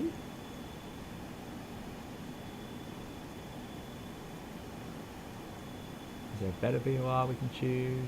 1128. 1128 is passing to our left now. That's Olno. Okay, so we don't want that. Let's go to Grotecond. 11125. That's in front of us now. A little 2 arrow goes in front. That's off to the left slightly. It's completely messed up my flight plan, but we'll make it work, guys. We'll make it work. So we're going to Grotecon. Thank you very much, Eric, for the donation. Really appreciate it again. Right, so there's that RMI needle. It's off to the left, which is about what we were doing. If you guys remember, we were doing about 155. So let's set the course bar up. So I'm going to wind it round, put it there, and we'll just fly inbound on that course. Let's go to VOR lock for lateral nav. Let's accelerate a bit as we're through 10,000 feet to 280. Let's get these lights off. So shave a bit of time off as well. Goodness me, those can go off now. We don't need the engine anti-ice. And I did set up the pressurization because it is pressurizing. Great stuff. Okay, okay. We are back in the room. So it should be intercepted that inbound to 125, which is Grotecon, I believe.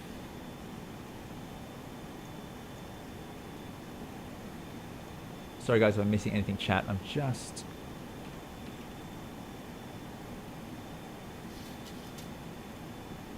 working out where we're going. So from Grotecon, I'm going to go south to Freiburg. Okay. Okay. We are getting a plan together here. We've skipped out half of the flight plan, so sorry to those of you flying along.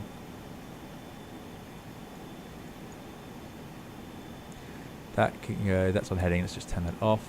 Not fussed about that. Great. 280 knots and up we go. So Grotecon, south to Freiburg, then we're back on our flight plan and we'll be on our way to Venice. Fantastic. 124 miles away. Right, okay, I think I can jump into chat briefly.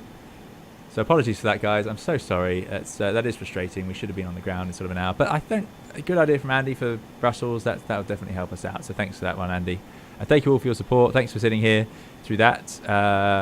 Prodby says, been a fan for a while now. How are you, man? I'm very well. Thank you very much, Prodby. Glad you enjoy the content. And thanks for coming along. Thanks for saying so. Really appreciate it. Sorry for if this is your first stream. I do apologise.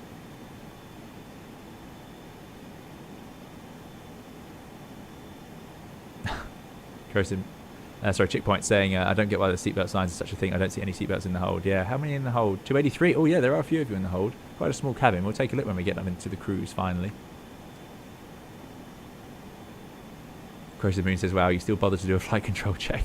Well, my main concern was that I hadn't turned on something that I needed, like the hydraulics or something like that, because I don't know. It seems like some of these switches, so you rock them into position, for example, on and off, but when the airplane can change things in the background, and then there's no way of knowing, like it did, because these were off again, and I assume they were on when we loaded in. So it's one of those things. It's yeah, I struggle with this starter switch to work out where it's set to, because it always recenters.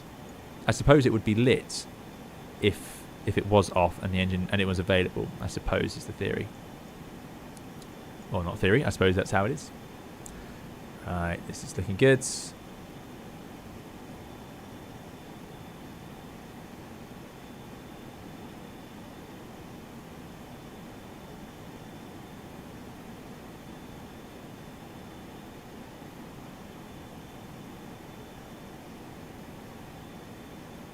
Brianny Silver says, it's not a waste, the stream is still a very high quality and fun. Thank you, Brianny, really appreciate it. Thanks for coming along as always.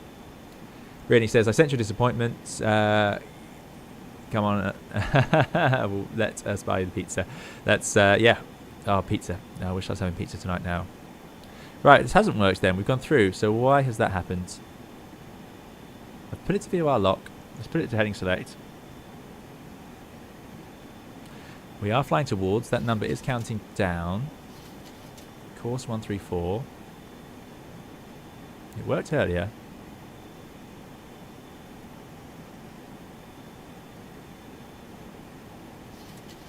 There we go. There we go. Seems to have woken up. I'm sure I did something wrong, but there we go. Dougal says, FlyJ Sim did a great job with this and the 727. Yeah, they did. This is just lovely. I really like it. Like I say, I've been messing around in this airplane before, and it hasn't caused any instability in the sim, so I'm not going to blame the add-on at all.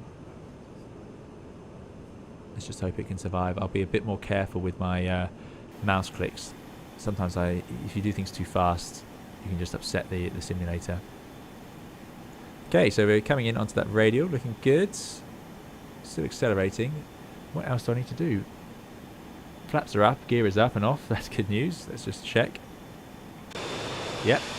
Lovely. Lights, landing lights are off. Still at 90% N1, I hope. Yep. So that seems safe. Through 20,000 feet. Pressurizing correctly. Good news. Good news indeed. Venice is basically at sea level.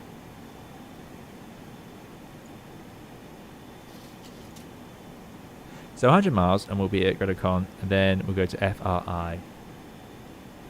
Now we can work that out on Sky Vector, but we'll also be able to see on the VOR. I could also set the VOR, I suppose, in Nav2. FRI 11085. Let's do that. 11085. So I've got my DME2 here, so when it picks up, let's hope the airplane turns right onto that. When it picks up, and if I put VOR to there we go. So when it picks up, this needle will point at Freiburg, and then that'll be us back on our flight plan. So let's see what happens. Oh, it's good fun to do another takeoff though. I quite like that.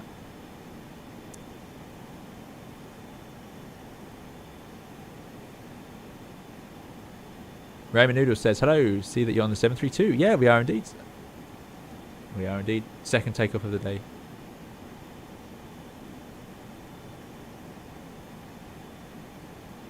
Max says, for you, it's easy to fly in nighttime or daytime. When you learn to fly, you obviously do it mostly in the daylight, and then you do a bit of night flying, and it's amazing. Your first night flying in a small airplane is really exciting. It's really fun. Then I'd say it's easier in daylight. Flying is easier in daylight. You can see the ground, you can see the weather, you can see everything you need. And when you're landing, you get many more cues out the window because you've got your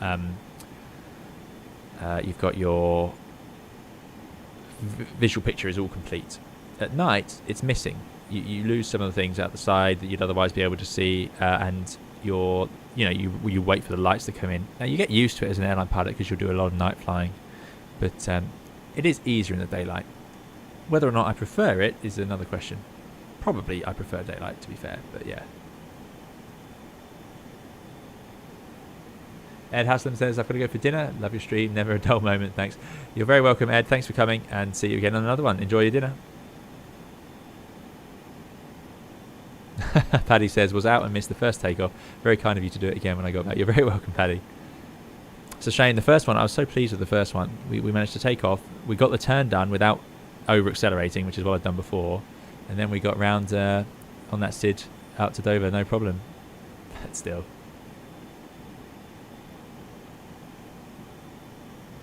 So my overlay thinks we'll be there in an hour, which is good news. Stephen says the A319 didn't pick up the Trento VOR until 45. Oh dear. Oh well, hopefully we can get it. If not, luckily, if we go to Freiburg, which we will after Gredocon, once we get to Freiburg, I know the inbound course to the Tango November Tango, so I can fly straight towards it using the Freiburg VOR, which we saw earlier. So I can fly away from Freiburg towards Trento, and then just swap over when it gets within range. That's the plan, at least.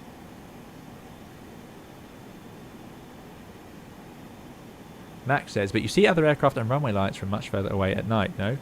Funnily enough, So aircraft lights, yes. But remember, when we're flying in controlled airspace, IFR, like we do in airlines, we don't spend a lot of time visually avoiding. In fact, we spend 0 time visually avoiding. Sometimes on final approach, we'll be asked if we can see another airplane or something like that before flying a visual approach. But we aren't there to... we have to look out, obviously, but it's not something we do as much as in general aviation. So being able to spot airplanes a long way away isn't such a requirement. The other thing is, of course, at night you can see a million airplanes all over the place, and you can't really judge how close they are at night. I talk a little bit about it in my lighting video, where I talk about the Airbus lights, where you can see, you can judge an orientation of an airplane at night. That's why we have those nav lights outside. So from this angle, if I was flying along and I see a red nav light, I know I'm looking at the left-hand wing. I can't see the tail light, so I know that airplane is going to whiz past me. If I'm here and I see the red light, I can see that I'm looking at the left-hand side of an airplane, and I can see the white nav light, the tail light. It's not on the tail on the 73. They put 2 on the wingtips, but I can see that it's moving away from me. I'm looking at the back of the airplane. Things like that.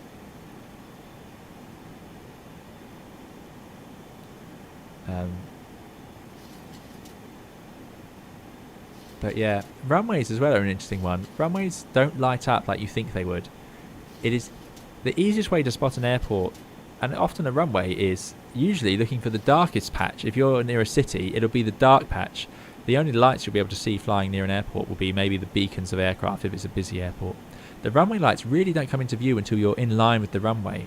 So I thought the same. I thought, oh well, airports would be so obvious at night, they'd just be lit up like a Christmas tree, but they aren't. They're much harder to spot than you'd think, and they're actually easier to spot in the daylight. That's my opinion on that anyway.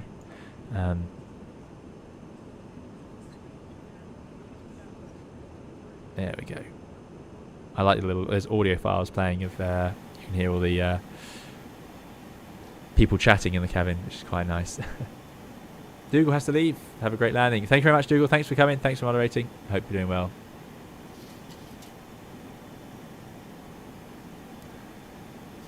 Chickpoint says, why do the planes have that wire between their back and tail? So the wire is the HF, I'm assuming. I think it tells you actually. HF wire visible. So I've got it visible because why not? So this is nice. This is X-Plane. Aside from the flickering clouds, this is nice when it does those shadows on the ground. That is a nice detail. That's the wire Chickpoint's talking about. And yeah, it's an antenna for HF. High frequency. So remember, these radio waves are all, they're all running on different sections of the radio frequency band. So you've got what we're talking on, which is very high frequency. And then you've got the navigation frequencies, slightly lower, and HF, high frequency, which is used, it's got a longer range to it, so HF is used out over the ocean and so on before things like CPDLC and cell call that we have now, and SATCOM and all this stuff. But yeah, so this aeroplane, and Britannia would have had it, we know that, I suspect, I'm guessing, but if this airplane was flying down to the Canary Islands and it was using the Tango routes, then it would have used HF to communicate with the control when it was too far out over the ocean, for example.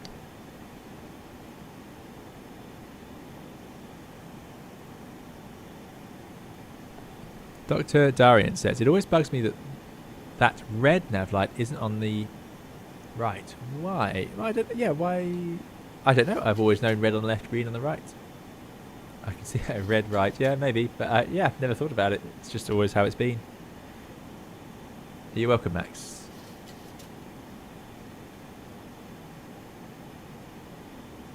Miku says, have you ever flown into an airport with pilot-controlled lighting? I have, yes. Once. God, I barely remember that. But yeah, it's possible where you can transmit on the frequency in some smaller regional airports, and then you can adjust the lighting by transmitting. But it's more for sort of bush flying, that sort of thing. Simon Clark says, hi Simpilot, have you ever flown into Innsbruck? Oh, Innsbruck. Well, we have a whole bit. There's a video on my channel about Innsbruck, which you might find interesting. It's called That Innsbruck Approach. We streamed it a little while back. Raymond Noodles says, is FlyJ Sim going to be impressed with the landing? I doubt it. I've tried a couple of landings in this aeroplane. Oh, we need to swap over to Mac. So let's do that. Otherwise we'll just level off, I imagine, and potentially overspeed. Yeah, so and it looks like this red bar is automatically coming down, our maximum speed indicator, so that's pretty good. So yeah, I did a couple of landings in this machine, and it's quite different. Yeah, you got that noticeable is that when you take the power off, that nose wants to just drop down, so it's a balancing act. I'm not sure if they would leave power onto landing or not. I'm assuming not. Most jet aircraft don't. But yeah. Victor Tango says, so the Y is not for preventing the vertical fin from flying off. That's disappointing. Failure should be more entertaining. Yeah, no, I don't think that. I don't think it would hold it on for long.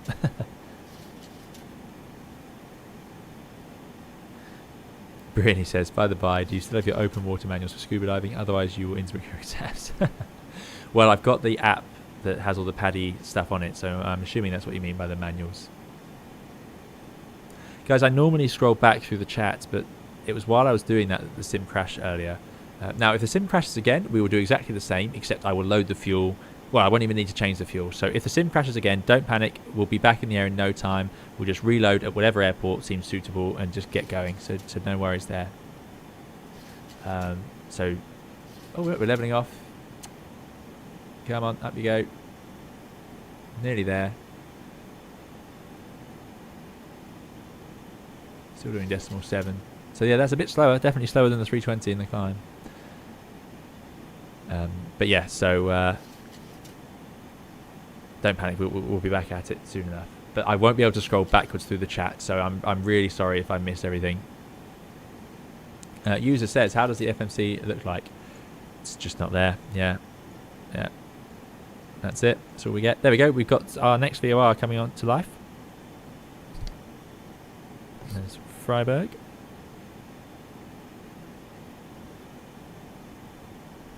Anita says, when are you going to give VHHX in Microsoft Flight Simulator payway scenery? Is that where's that?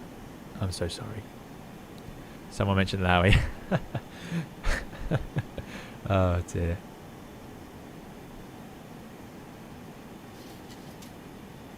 Checkpoint says, secretly I hope you fail your landings when I watch the screen. The video afterwards seems interesting, lots of explanation. Well, I wouldn't have anything to say about a bad landing in this airplane because I wouldn't know. I wouldn't know what I've done wrong. OJ2 says, do you fly GA in real life? I wish I could, but I don't. No.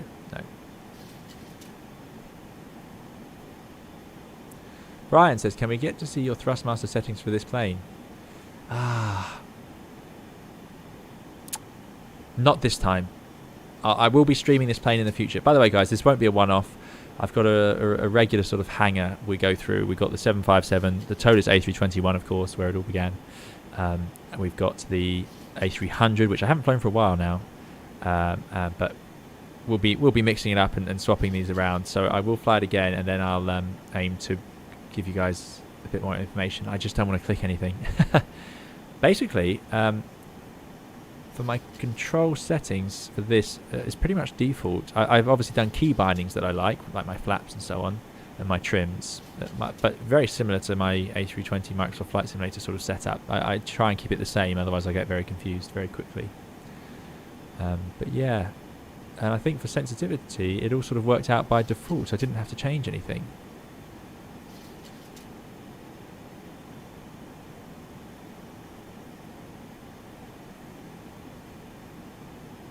Yeah, no, there was no first landing, Raymond Noodles. No.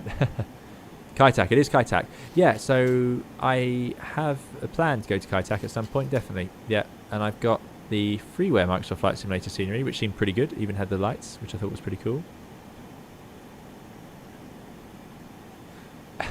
Dr. Dario now says, I think a crash is a fairly universal indicator of a bad landing. Yeah, absolutely. What I mean is I wouldn't be able to tell you what I'm doing wrong.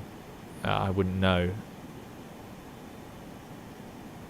Corrosive Moon says, is there a display that shows the wind direction and speed? So no, there won't be, no. And the reason is, so aircrafts, this is like a Cessna, it really is. We've got a compass, it's a slightly fancier horizontal situational indicator, or situation indicator I should say. This is obviously extra, this is TCAS, otherwise this would be a normal VSI like you have in a Cessna. We're getting there. 2,000 feet to go. We are getting there a bit fast. Oh, there we go. We're almost there. So I need to. God, it does cover ground, doesn't it? So next we're going to 11085.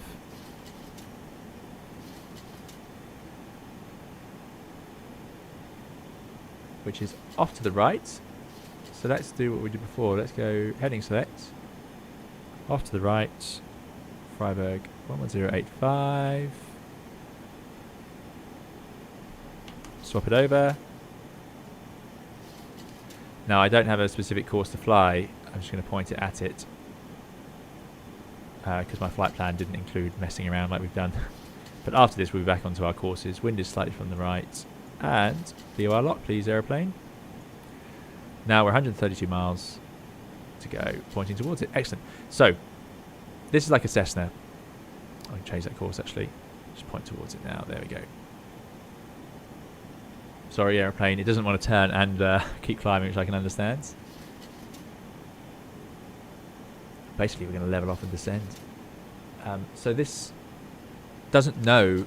It doesn't have gyroscopes telling it anything except where level is and where it's pointing, and it can work those ones out, and we can tell it, and it updates this using the compass. So it's slave to the compass at the moment. There's 1,000 feet to go. The way airplanes can work out where they are, where the wind is they compare. So they compare where they're pointing and how fast they're moving. So it knows its airspeed and it knows where it's pointing.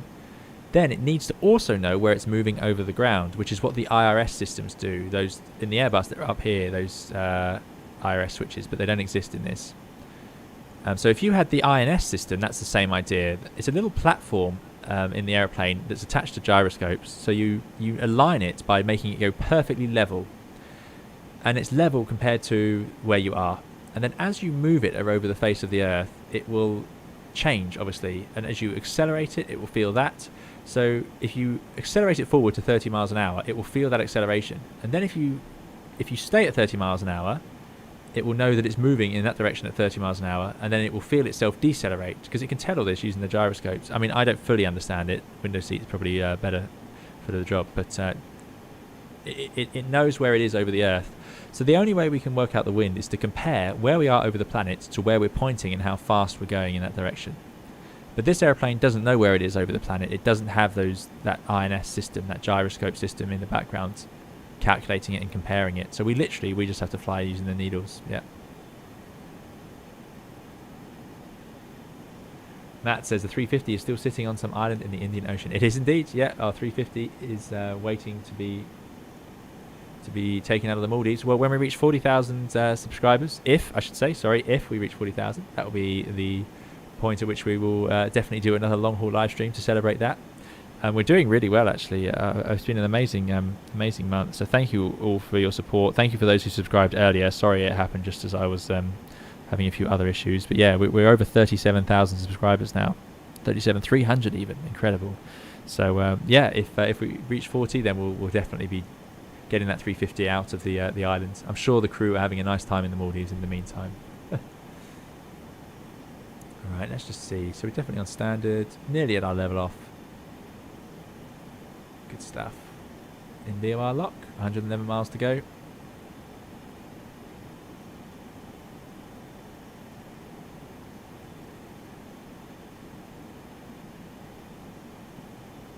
Just checking through the simplified procedures to make sure I haven't missed anything.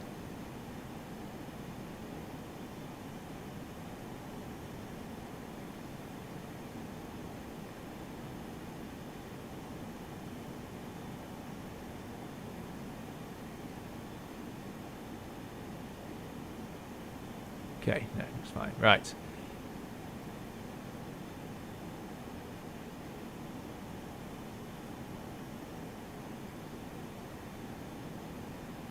I think it should do a little left turn soon. It's going right. It's not amazing at this VOR flying. It does tend to wander a little bit left and right, but I suppose we're being lazy by not doing it ourselves. Still going right. Come on, turn left. Turn left. So you can see that bar is off to our right, so it's trying to intercept it. When it reaches that, I want to turn left to track towards it. Now we can't see our track, so we've literally just got our heading. We don't need our track to track the VOR, but it is easier because then... Don't you take the power back? It must be some sort of cruise power setting. Let's just tweak the power back a little bit. Thing is, it tends to be close to 80. You know, climb thrust and cruise thrust aren't often that far apart. Yeah, so we don't need the track because we can still see where we are in relation to the VOR using the needles. But it does make it easier if we want to sort of stay on one specific track. Auntie says, are we all out of smoke? Let's have a look. Well, we got our condensation. I think there's probably still some smoke out there. Oh, definitely less smoke. Looking less smoky now. Yeah, if you are enjoying the video, do please press like. It makes a massive difference for us. Paul says face reveal at 40k subs. Sadly not. Sadly not. Mary Noodle says, can't wait for 40k. This channel took off like Concorde going to the moon. Yeah, we had a big rise. We did have a big rise, and we still are. I mean, it's amazing. And it's great that so many of you are so enthusiastic and keep coming along to the stream. So thank you so much for supporting the channel. I really appreciate it. It's just been amazing, the community that's growing out of it. I think we almost have 2,200 people on the Discord now, which is an incredible number. So yeah, do please join that. And again, I always say this: if you have technical questions or about simulators or setups, go to the Discord, and there'll be somebody who'll be there to answer. They do an amazing job. Yeah. If you have technical questions about the, anything about the Airbus or the simulators or the streams, some people do email me, but I must stress I don't get time to answer all the emails, so you're far better off going to the Discord. You are far better off, because I do get quite a lot of technical sort of related emails, and I really appreciate it, and I want to thank everyone for watching, of course. But the Discord is the best place. And if you don't get an answer, do tag me. You can put at 320 Sim Pilot, and Discord will help you out and show you can click on my name and it will ping me, and I'll try and come to it that way.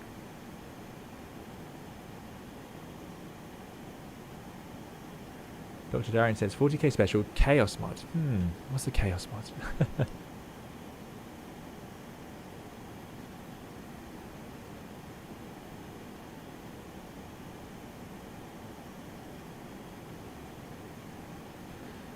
Apparently the chaos mod seems to be highly in favour with the algorithm. Well, the things that are in favour with YouTube's algorithm. So that's the mystery, isn't it? But I like, there's things that go in favour, and we know there's some things that are more popular than others on YouTube and so on. But what I really appreciate is that you guys show up and watch me fly around an old 737. I really appreciate it. And it's great fun, and we also get so much knowledge out of you guys on these other aeroplanes, so I get to experience a side of aviation and flying that I just wouldn't see otherwise, because I wouldn't know half the stuff I do about, well, I don't know much, but flying around the A300, 75, 73, this is all stuff I've done with your guys' help. Thanks, Corrosive Moon. Yeah, no, you're very thanks for being a part of the community, definitely. Oh yeah, the demo PA, I forgot about the demo PA, sorry, Brianny. Corrosive Moon says technical questions about go to Andy H132. There you go. Yeah, yeah, exactly. And Matteo can take the MD80 technical questions, and the Zebo probably, and the Toliss.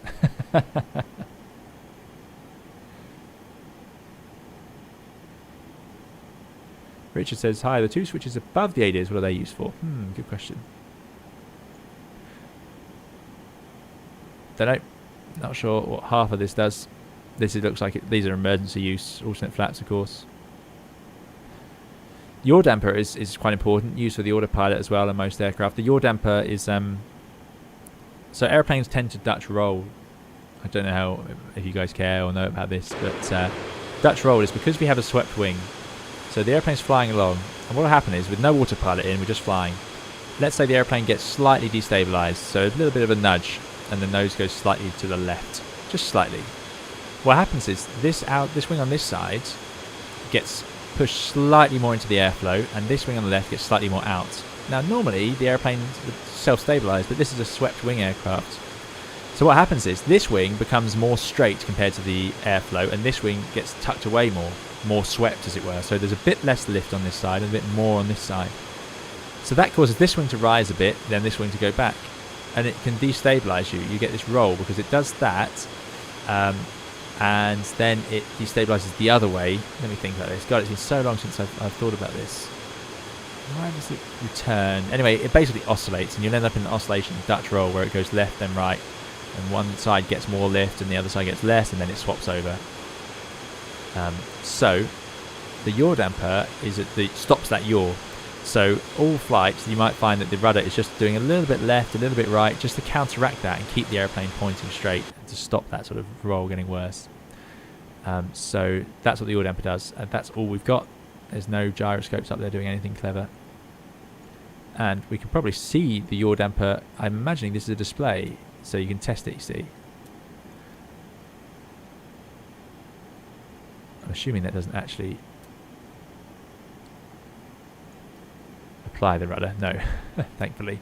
But yeah, so when that's in line, the rudder's in line, I think it would move according to it. I think. Not something I see much. On the Airbus, the yaw damper's hidden away. Will Aviation says, been getting used to my flight factor A350. Hopefully another long haul flight soon so I can join on that sim. I've had quite a few of these streams. Amazing how far you've come. Thank you very much, William. And yeah, absolutely. You'll be more than welcome to fly along. Okay, guys, the cat has woken up and wants to get out of the room, so I'm going to have to go and open the door. I'm also going to take this moment to take a short break, so thank you all so much. We're going to have a very quick break. Please all keep monitoring the airplane for me, and we'll be back very soon. I'll put the break music on, but it's just going to be for a couple of minutes, and we'll be back very soon. So see you guys very soon.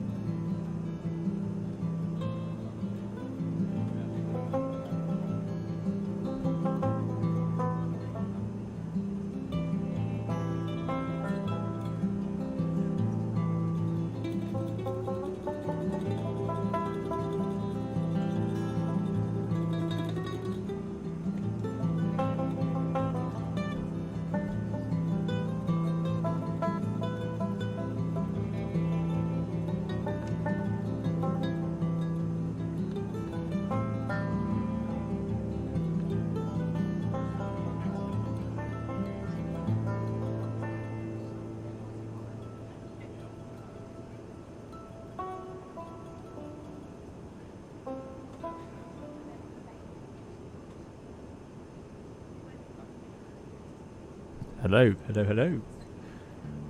Let me get rid of that music for you. Apologies there. And I think we are all back and in the room. Right, how are things going? The cat has had some pets checkpoints. Yep, don't worry. Don't crash. Yeah, thank you guys. Your willpower has stopped the simulator from getting upset. We haven't stalled. All good news. So we're going to fly over the Alps soon. 33,000 feet, no problem. And here we go. 26 miles to go. So let's prepare the next turn, and then we need to start talking about our arrival because we're almost there. It's fantastic. So we're pointing at, this is where I find out I've got way, of course. We're pointing at Freiburg. Then we're going to go basically east, southeast towards the Tango, November Tango, which sounds like Trent to me, but of course it isn't.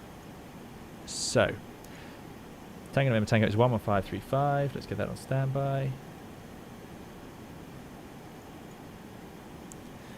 And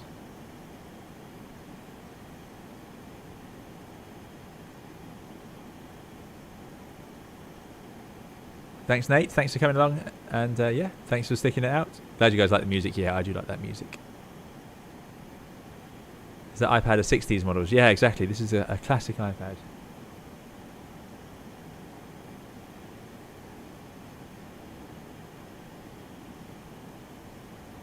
Right. So there's Trento. There it is. So that's the VOR we're heading to. So as you can see, sort of east. 18 miles. God, it does happen fast. You know, I'm not used to tracking VOR so carefully at this altitude, but you cover nautical miles so quickly up here because our true airspeed must be so high. Not displayed either. You see, we need an air data computer for that, and it's not something we can convert it. If you had a flight computer that you learned to fly with, CRP5, then you could convert all of these things, and you could work out your drift and so on. It's yeah, that is they're pretty clever. But you need to know predicted winds. Glorious. I do like this livery, as I said. Getting some nice weather now.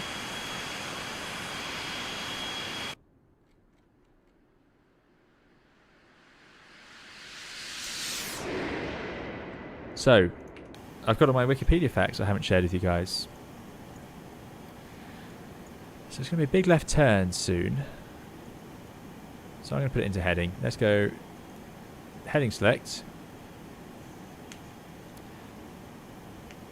And it's going to be a left turn. Okay, yeah, so 737-200, that's what we're sitting in today. This was designed, the 737 was originally designed to supplement the 727, according to Wikipedia anyway. So it wasn't meant to replace it, but it was just, you know, on thinner routes, have a smaller aeroplane, which is why it's so small. The original concept, even at one point, had tail-mounted engines. But this is where they ended up. The 737-100 first flew in 1968, but later that year, the 737-200 flew. Bit longer, which is what we've got here. This was first flown by United, the 737-200. Cost, you know, in today's money, it was around $30 million. They originally had 727 style thrust reversers, but they found that the buckets were just pushing the airplane off its wheels on landing. Right, let's get the course ready. So, course 102. Really nice. This add-on, by the way, if any of you get this add-on, really nice interaction with the 1535. Let's pop that across there. And let's turn the heading. Looks like we're on it already. The way to interact with this mode control panel, is it called, is really nice. They've done a good job with the scroll wheels, and same with the interaction on all the switches. Very nice.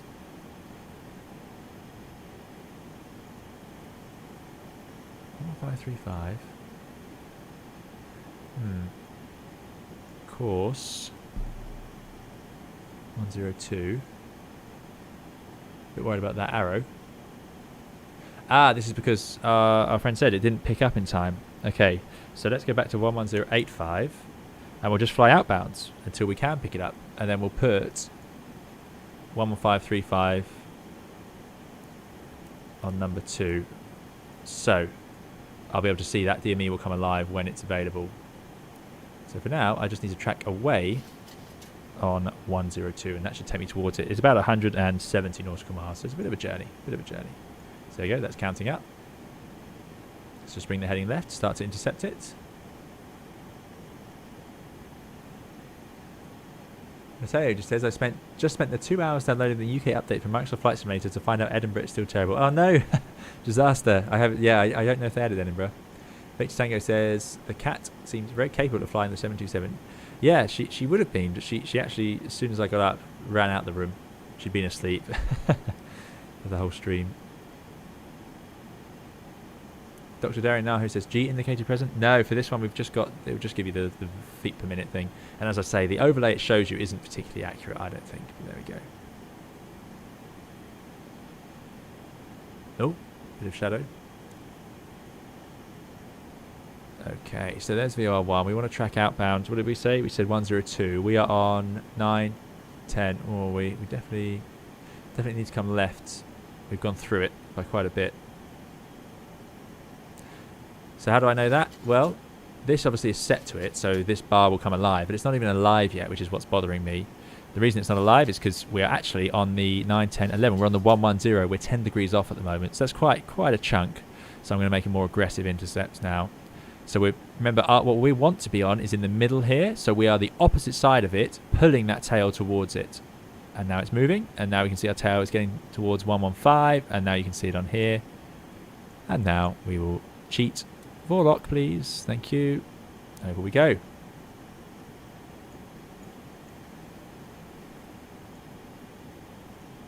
there's the Alps.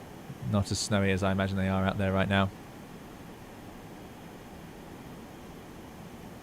So we are back on that route, guys. We are back on the route.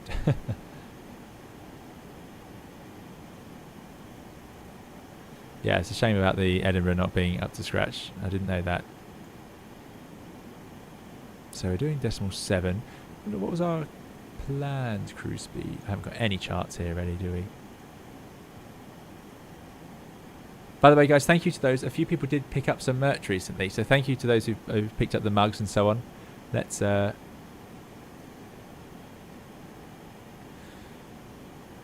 do this.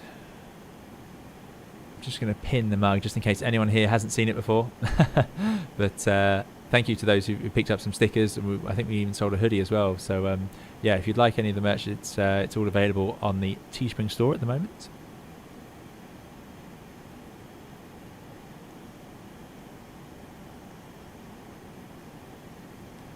Right, so I'm waiting for this DME to come alive, and then we'll be heading towards our VOR. Let's talk about that then. IP said, now we've been to Venice before on the stream. Let's get the weather. It's actually light winds. See, what I didn't want them to do in VATSIM was to suddenly make us do something like a VOR. But yeah, slightly reduced visibility, but that's fine. So arrival, Albert 1 Papa.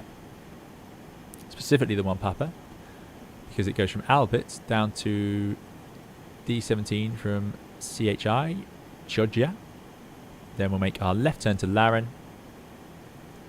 And from there, approach, ILS Zulu, 04 right, keep it nice and simple. 10995, 039 from Laren. Get down to 3,000 feet after Laren to Kissav, 3,000. Intercept the ILS at 11 miles TES. Or even better, 9.4 miles VTS. There is a DME with the ILS, Victor Tango Sierra. Now I should point out, if you're radio navigation like this, you would actually listen by selecting it. So like that, nav 1, and then wait for the beeps. There they are. So that should be Morse code for Freiburg. No, talking nonsense. No, yeah, Freiburg, yeah, that's right, yeah.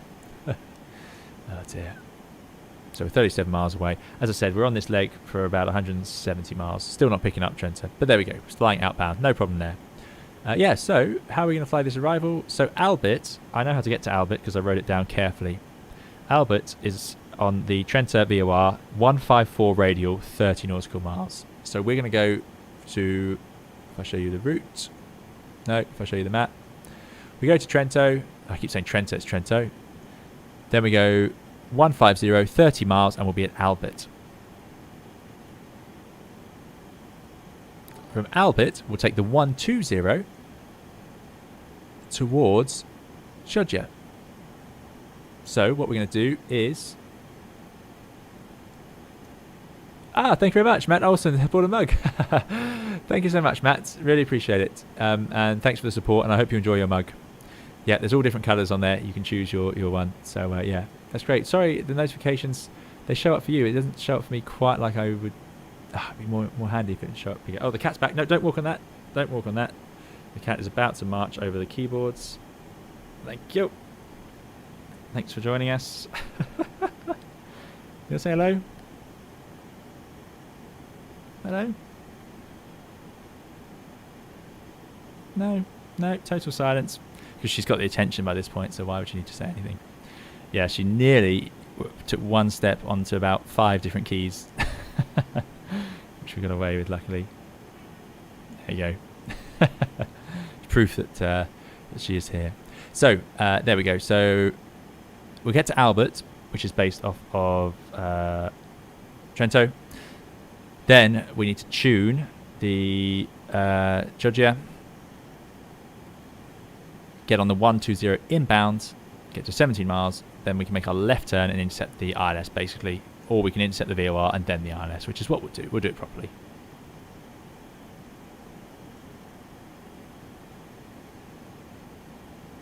True Gaming says, the merch link brings me back to the stream. Oh, that's strange. It should take you through to Teespring. However, you can buy the merch straight away in the stream, but I don't know whether it lets you change the colour or not. But yeah, if you go to put ! store, and the Streamlabs bot will also take you to it. There you go. Yeah, that should work.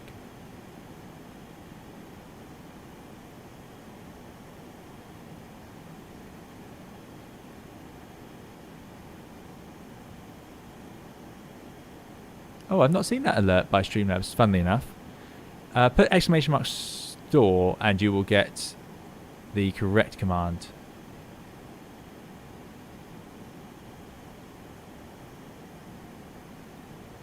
Dr. Darren Naho says, no matter what I do, my cat always has to at least jump on my keyboard once a day. Yeah, exactly. Hi, Marcus Boykin. Thanks for coming.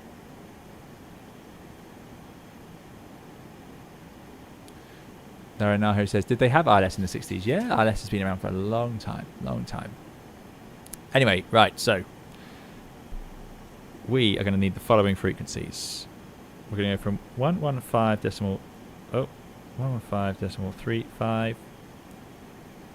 We're going to go on the 154 degrees to 30 nautical miles. Then we're going to tune 114.1. And we're going to head towards it at 120 inbound, and then at 17.4 we'll make our left turn, at which point we need to tune, guess what, to Sarah, the 115.3.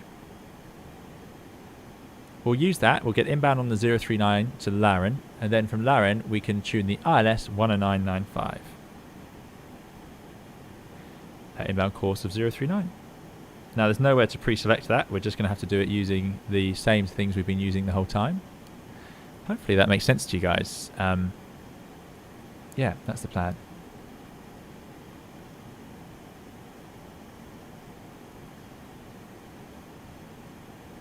Victor Tango says dinner is ready, so I'll see you later possibly. Thanks for the fun stream. You're welcome, Victor Tango. Thanks for coming and moderating, and yeah, enjoy your dinner.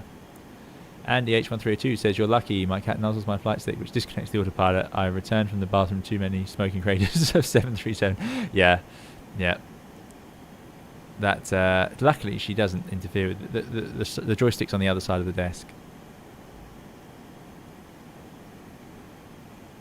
Mickey says, luckily I have a German Shepherd, so no jumping on the keyboard. Yeah, it's a better plan. I mean, on this one was particularly special. She nearly knocked over my cup of water as well.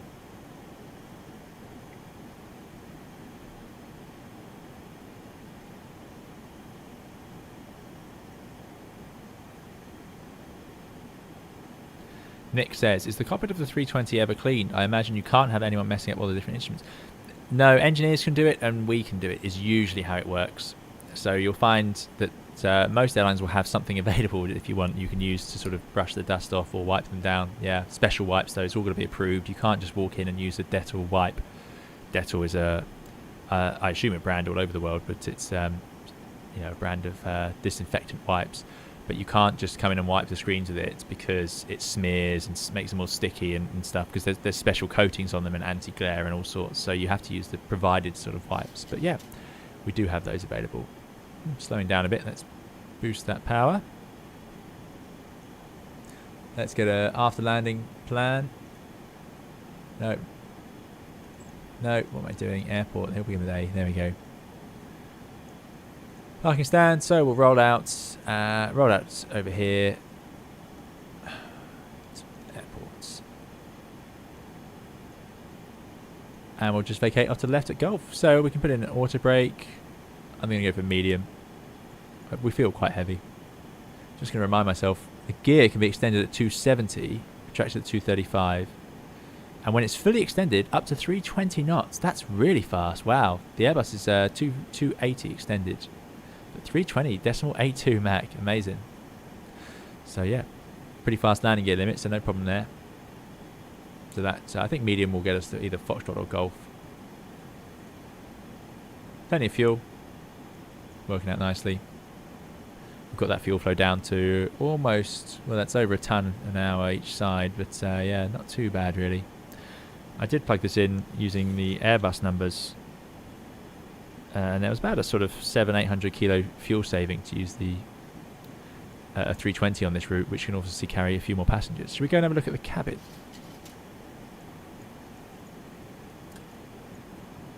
Is that a working mirror? Wow, I've never seen a working mirror. Incredible. Yeah, galley, coffee stains, as you would hope. Pretty modern looking galley. Quite a small cabin though. Quite a small cabin. And we can open up these.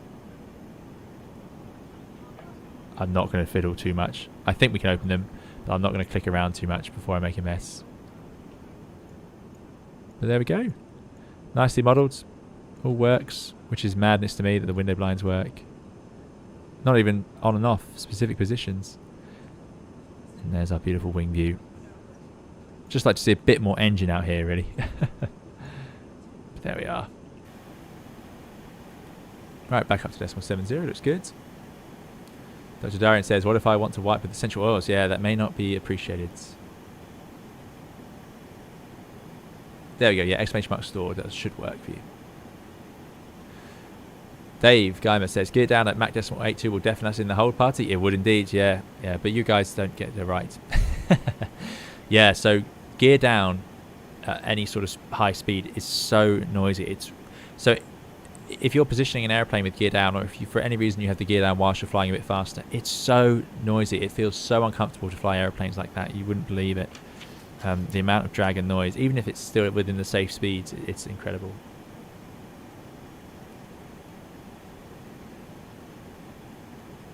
Raymond says, do max water brake and the passengers are going to scream.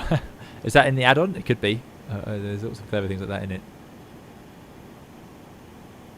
Hawk says, would you recommend the joystick you have? They have some in stock near me. Never had a joystick before. If you do flight simming Hawk VFX and you need a joystick, then the Airbus TCA joystick on its own is a nice joystick. I can't complain about it. I've had a few. I've had the Logitech Extreme 3D, which is also very nice. But yeah, there's the TCA joystick, side stick on its own is very nice, and it has lots of buttons, which is what you need. It has throttle on it, which is what you need, and it can twist, which is what you need. So yeah, it does the job very nicely, in my opinion anyway. Vati2, welcome back. Emergency over, all sorted for you. Thank goodness, Vati2. Yeah, glad to hear it. Glad to hear it. Thank you very much, Anonymous bought a mug. I hope you enjoy it, Anonymous. That's very kind of you. Thanks for picking that up. Sorry if I missed it. The notifications should work better than they are. I don't understand why I'm not seeing it. But yeah, thank you very much. It should come up in the chat as well.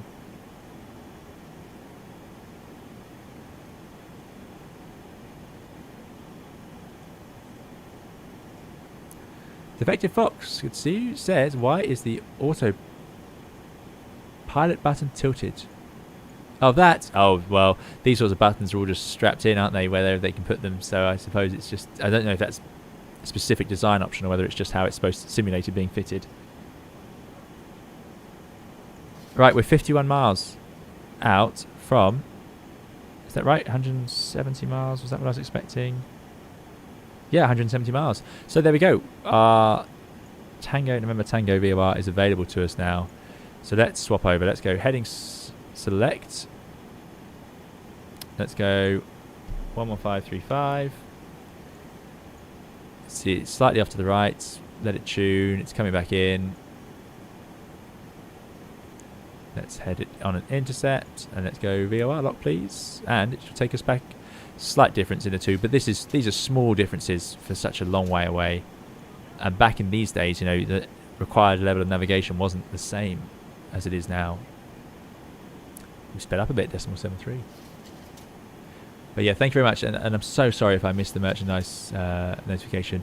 True Gaming says, it was me, didn't show the name though. Yeah, sorry about that, True Gaming. Thank you very much for buying the mug. Really appreciate it. Thank you. I think it was it Matt earlier? Thank you very much, guys.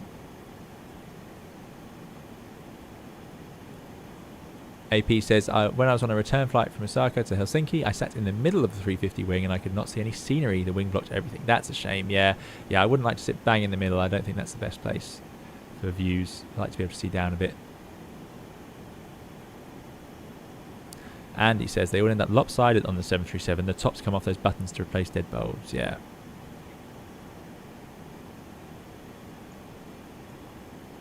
Yeah, I think it feels like it's just a little nice effect that they've added. But I can see why, yeah, some people might not like that. Right, so we're 37 miles. So after this, we need to make our right turn to 154 at 30 miles to get to Albert. It would also be time to descend soon. Where was our... Let's think of our track mileage. Again, it's amazing where your situational awareness ends up when you don't have all these pieces of information just at your fingertips, you know. So we've got plenty of fuel. I'm not worried about fuel. Fuel temperature, it's down at minus whatever. So let's heat it. Oh, a valve. So does that mean it's using hot air from the engines? Let's test that. Does that put more strain on one side than the other? Doesn't seem to be. But I don't know how that works, so that could be completely accurate. Let's see if we can warm it up. So it's about minus 10. Looks like it is warming up straight away. So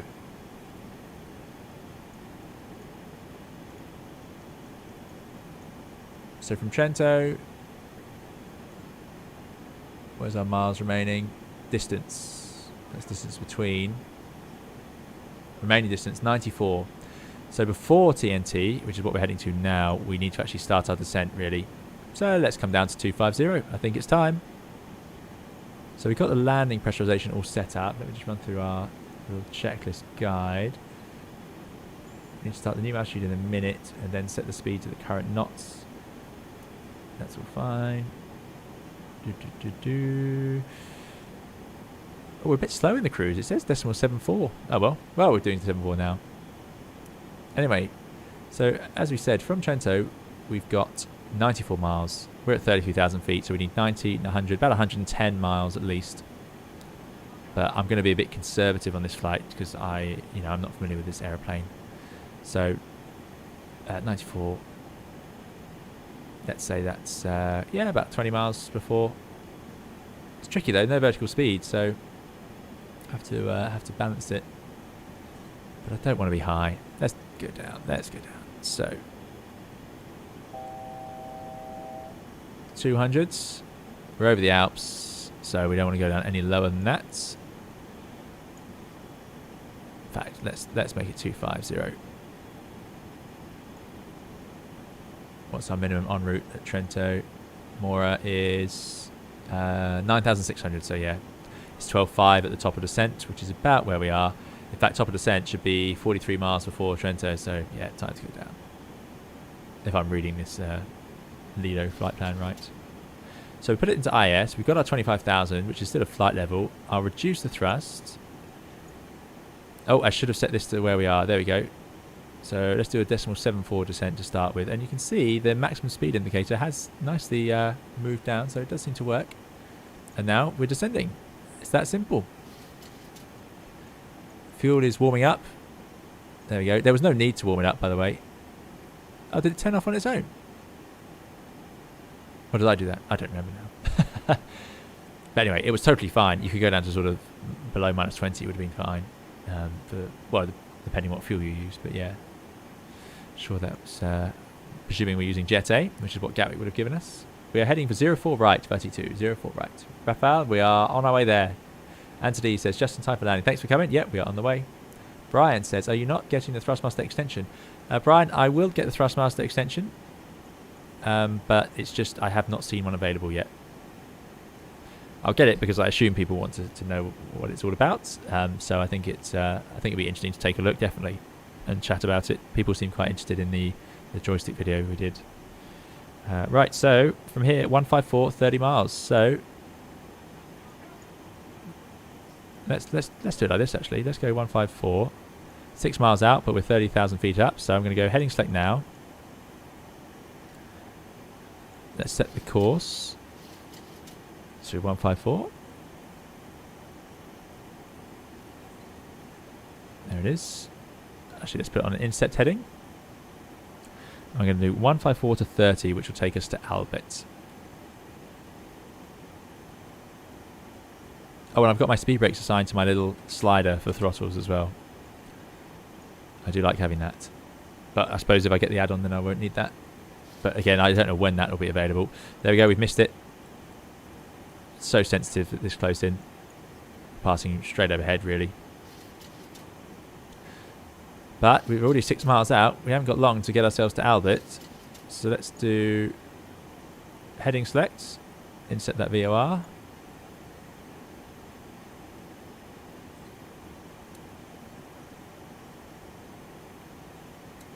So again, we're going to the right to pull that tail. And it should inset the VOR. Okay, good stuff. Right, so that's 8 miles.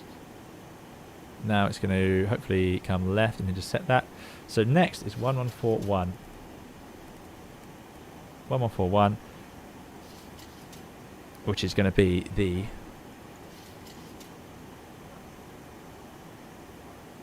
Chodja. VOR. 1141. So let's get to Albert, which is 154.30. So we're 20 miles from Albert. Let's keep descending. Let's get that thrust right off now. We're definitely high. Wind up the speed a little bit. Let's go diving.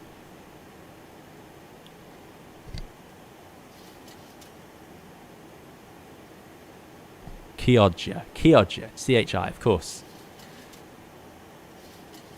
I've been corrected. Chioggia. So, 154 to 30. We're 15 miles to go to Albert. Let's get the speed brake out. After Albert, we can descend to 5,000 feet. So let's do that. Let's get that Q&H in.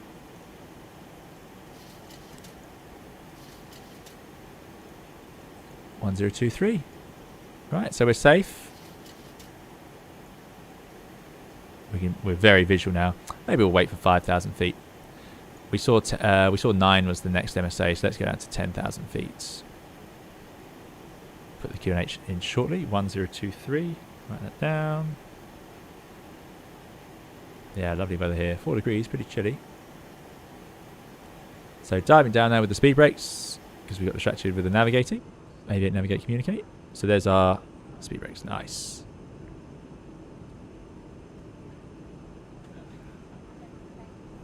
Yep, Chioggia, says Matteo. Thanks, Matteo. Max says, Albert Laren is what I flew for ILS Zulu. Yeah, Albert to Laren. If you were on VATSIM, then that would make sense. And I'd have made... Going direct to Laren would have been a tricky achievement for us because... yeah, no, it wouldn't be worth it. So 5 miles to go. Next step is 1141 to get on the 120. So we're about to reach Albert.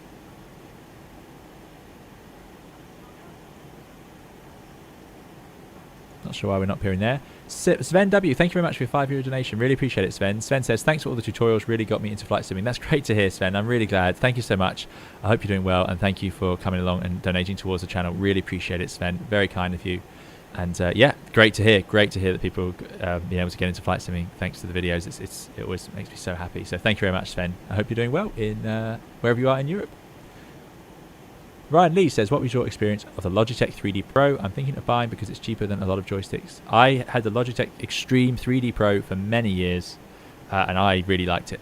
I think it has a nice feel to it, and it's got lots of buttons as well. Right, 30 miles, 154, 30 miles.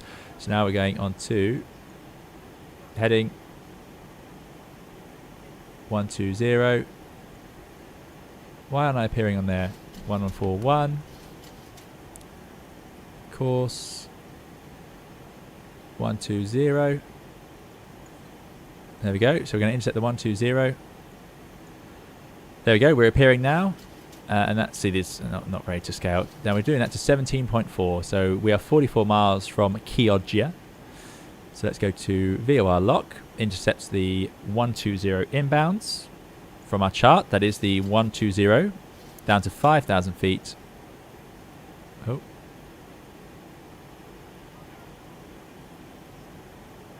$5,000 feet in there. We're diving down. We've got full speed breakouts. We're going nice and fast, so we're getting that height off. But thank you very much, Sven, for your donation. Really appreciate it. Yeah, so I liked my Extreme Logitech 3D Pro. It did eventually fail, but after so many years of use, I can't blame it, really. There we go, intercepting that 120 nicely. So after the 120 to 17.4, the next VOR is to Tessera 1153. So I've got that ready. You see, that's my next frequency. And we're going to do that on, what's the inbound course? Going to be 039, which funnily enough is there. How on earth is that? That's what a coincidence. Sean Maguire says, as a current and long-time user of the Logitech Extreme 3D Pro, I highly recommend it. Yeah, I really liked it. I really liked it. Nice feel, nice weight to it as well.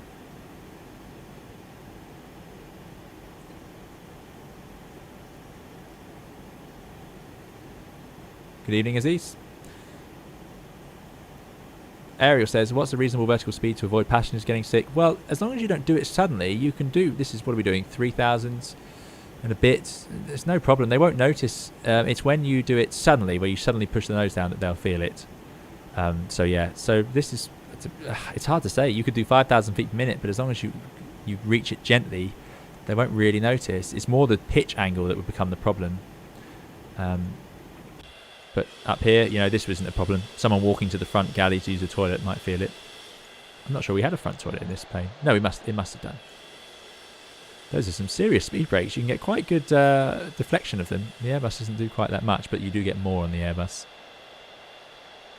Right, something's changed since my last streams. I now have a cat on my lap, but I'm also using rudder pedals. She hasn't sat on my lap since I got the rudder pedals, so that's going to cause a few issues in a minute. Anyway, here we go. So looking for 17.4. Currently 29. Let's tune in the RLS on number 2 to have it ready. 10995. There it is. I feel like it's auto-tuning for me at this rate. So we are very high and fast. I mean, we're 30 miles out at 11,000 feet. This is going to be tricky. This is going to be tricky. We're going to keep the speed up. We're going to pretend air traffic control let us keep the speed up. We're going to go with full speed brake all the way down. 10 miles to go till our turn. That's 17.4. So I'm going to start the turn with the heading bug. Let's have the heading bug ready. So on 039, southerly wind, so that should work out. But we're going to be so fast for that turn, that's going to make it really difficult. 10,000 feet there. Get those lights on. Runway turn off lights, why not? Taxi lights, why not? Do we need to put these to low flight or anything like that?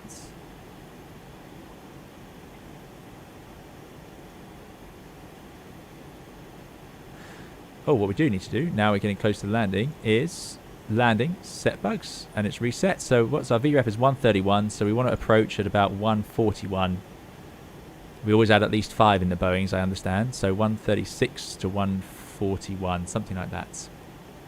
Which is... this bug here is our VREF, which is good. Right, 25 miles, 8, 16, 24. Yeah, we're doing okay. Just going to be about getting that speed off. But we can drop the gear surprisingly fast, as we discovered. There's the weather radar, so it does work, which is nice. We'll use that in a future stream, I'm sure. One of the few weather radars I've seen that works. So we can drop the gear, extend it at 270. We're definitely below decimal weight 2. Right, I think let's go to heading. Let's get the turn going towards 039. Let's set the course. And let's swap the frequency. Just get ourselves established inbounds. 6, we're going down to 5. So now it's time to get that speed back. Still at idle thrusts. Okay. So we're intercepting that one. That's 4,000 feet now. So let's go down to 4. This is a very rushed approach, so let's see how this works out. 4, and then after Laren, we can go down to 3. So I'm going to keep the speed brakes out. Let's just bug 200 knots for now. I'm not sure if that matters what we're bugging. I'm just going to have to move the cat. Sorry, cat. Just for the minute. She may just come straight back again. Right, and let's bring up the ILS frequency. There we go. We've got the speed back. Still 4,000 feet, so let's wind in those speed brakes. That's worked out nicely.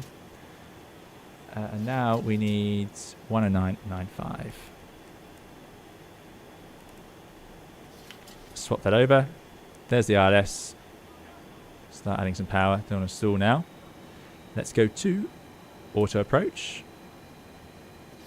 It's currently in heading. Let's go heading select. There it is. And hopefully it will intercept. Glide slope's above us. I don't see the point in descending to 4,000 really. Oh, except we definitely need to set standard, which is why that's going to be completely wrong. So there you go. Something that went awry there in that rushed approach, which is exactly why you don't want to do it. So let's start down. Is it going to intercept it? Auto approach? Maybe we need both. There it goes. Right, and we are visual luckily, but we should have set 1023.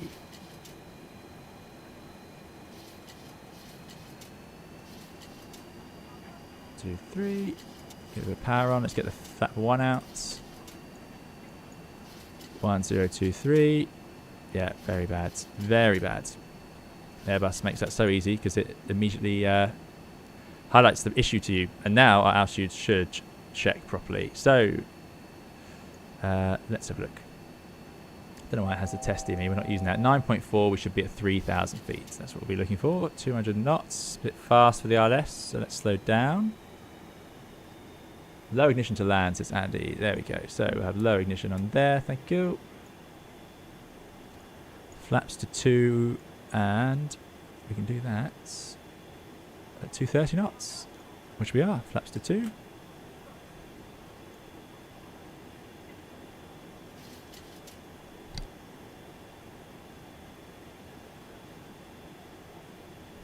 There we go. And we've got... Let's see.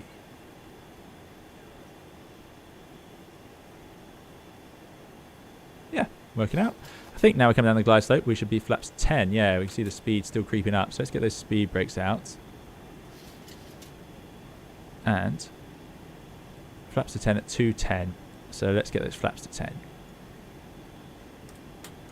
There we go. Then we'll start to get the drag we need to actually get the airplane to fly properly down that slope. So 3,000 feet is going to be 9.4. Got a DME here. There we go. Bit of drag out there now.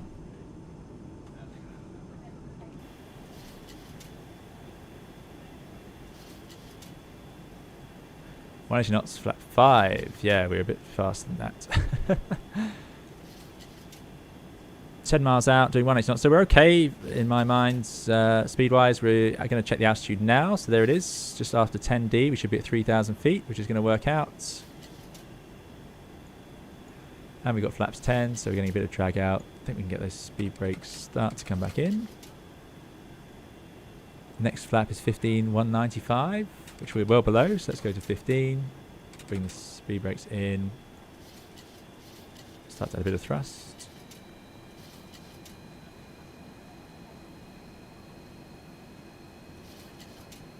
Flaps 10, 160 it says, so let's hold 160 for a little bit. Even though we're at flat, what are we at? Flat 15. God, it's so hard to find the flaps hidden up there when there's so many dials. Right, here we go. Let's try and sit comfortably. So let's see what we can manage. Let's see what we can manage. So we're doing 160 knots. That's fine. 7 miles out. We said our VAP is going to be, let's just check, 131. So VAP 136 to 140. We're landing flap 30, as you can see there. So funnily enough, I'm going to need to leave that. Let's arm the speed brakes for landing. There we go.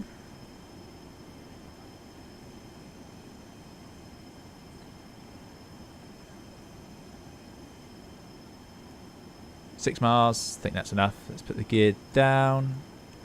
Now we're going to start getting drag. So I'm going to leave the thrust where it is. And then the speed will start coming back anyway. So leaving the thrust, trickling back, not much. Flap 15 at 195, flap 25 at 190, so we can do flap 25. And flap 30 at 185.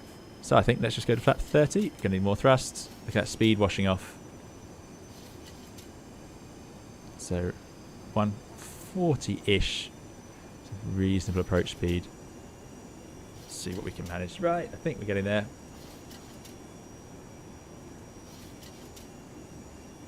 I think we're getting there. A bit more thrust needed.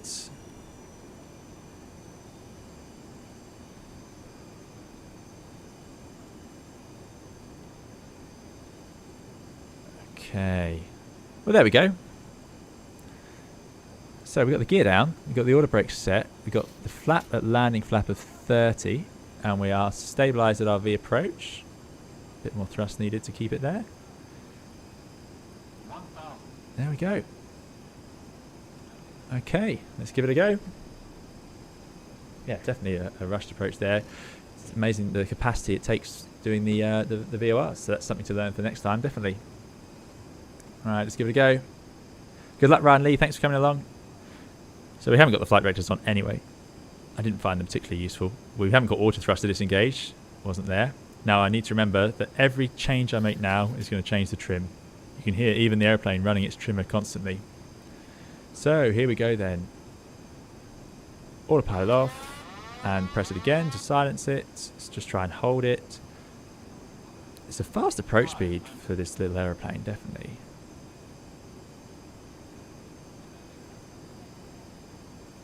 Even a slight thrust imbalance and it tries to go that way. It's quite amazing actually.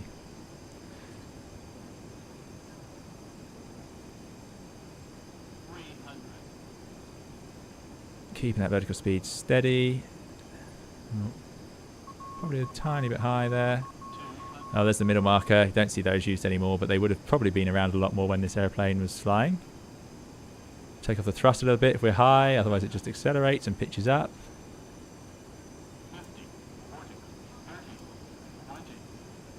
Idle. Now the nose is going to drop. Oh, I think we're going up there. Let's hold it there. There's touchdown.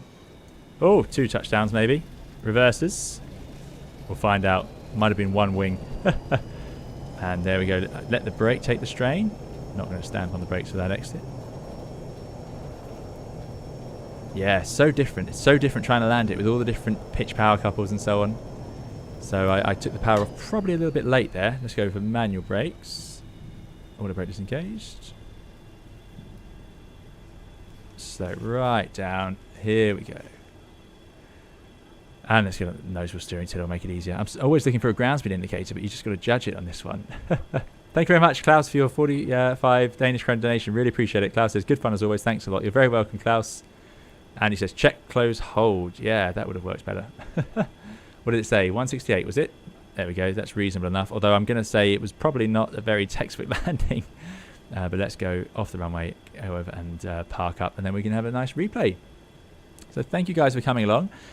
Sorry about the crash on the stream at the start. Thank you again to Klaus for your donation. Really appreciate it. But yeah, thank you all for putting up with that. And also, yeah, interesting approach. That's definitely taught me a bit about flying this aircraft. Particularly if we go onto VAT Sim, is just get that descent in even earlier. I started the descent and then I spent a bit too long getting the descent going fast enough. I sort of started the shallower descent. Should have just got going down with idle thrust. But there we go. Right, we'll put those off probably. We don't need the strobes. but we'll leave the beacon on. And let's bring those flaps up to 0. It's nice that we get a little bit of nose wheel steering from the rudder, so I can sort of half do it. Lizzo5, thanks for coming and moderating. Enjoy your dinner. Route 32, thank you very much. Sounds like the landing went okay. Yeah, we should have a look. Paper Bus Rob says, no partial spoilers when you touch down one side first. Ah, yes, there are no partial spoilers, and that would explain it. So in the Airbus, if you do that, they'll start to come up, and on the 7.5 and so on. But it won't do it in this one, I don't think. Yeah, good point. Really good point. So we'll see that. That'll be interesting to see in the replay. But yeah. Oh, we made it for 8 o'clock. That was the plan. Good stuff. Thanks, Richard V. Thanks. And thanks for coming along and moderating as always. Let's start up that APU. Probably something we should do around now. Here it comes. God. Yeah, I think the replay could be quite interesting. Oh, get rid of those.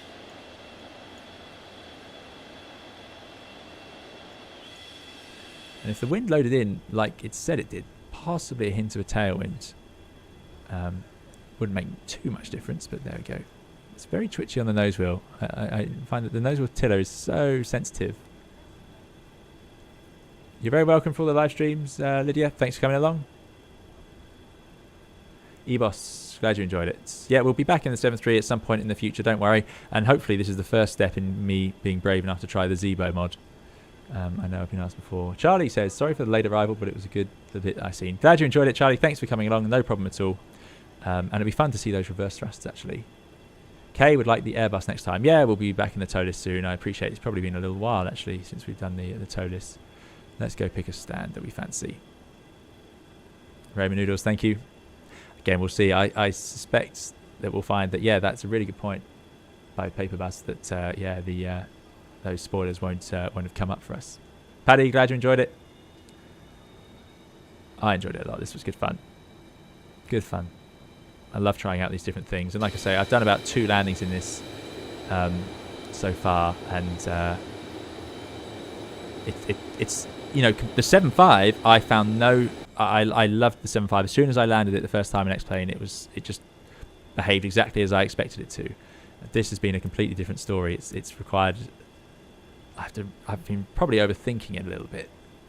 So let's go and have a look. Coming on to stand then. APU looks like it's available. Don't know how to judge the centerline in this aeroplane either. Is that on it? Almost. There we go. Slow it down.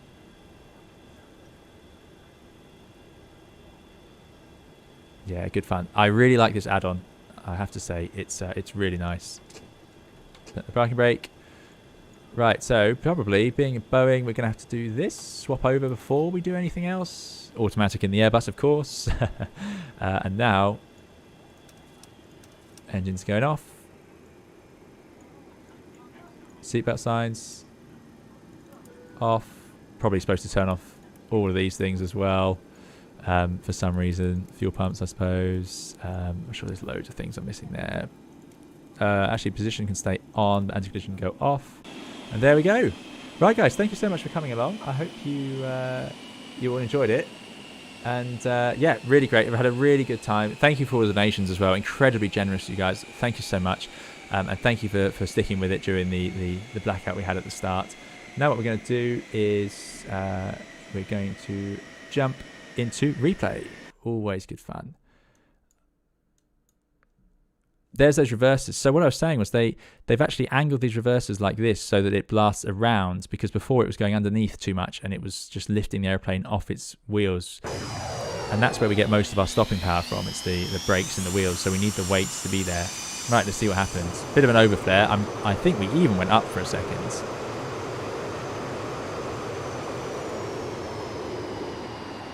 Almost. Then I lowered the nose in a bit of a... There we go. Didn't quite get back in the air, but yeah, absolutely, we didn't get... Did they deploy? Not as quickly, anyway. They did deploy, settled us back down again, but there was a risk there of a bit of a... It's a bit of a float. Put the nose down, put it back up, and put it up a bit too much that second time. The risk was we'd go back up again. But we settled down. Yeah, good fun, good fun. Let's do... Obviously the classic view. external runway. So frustratingly, again, we're going to have to be further down the touchdown zone. Let's give it a play. Ethan says, another Boeing Concorde. Yeah, exactly. That's it. True Gaming says, drink didn't spell, so nice landing. Perfect. There it is. Float, float, float. Down, up again. Excellent. And there's those fantastic reverses. Great. Right, well, we'll jump into a passenger view for the landing. Let's go for... yeah, here we go. The speed brakes are up for the entire approach. Always a sign that it's rushed. Let's go for... I think we'll go for the reverser view. We want to see those fantastic reverses. I'll leave it playing. We'll give the outro music, as ever, by Fly24. And I'm going to say to you guys, thank you so much for coming along. Thank you to the moderators. Thank you to all of you for communicating and watching. And thank you to those who donated. Really appreciate it. And just thank you to everyone who's come along. It's so great. I enjoy it so much. We'll be going again with more tutorials and live streams soon. We'll be back in the Airbus, of course. More Boeings will feature at some point as well in the near future. So for now, thank you very much for watching. Do keep safe, keep well, and we'll see you again soon. Bye-bye.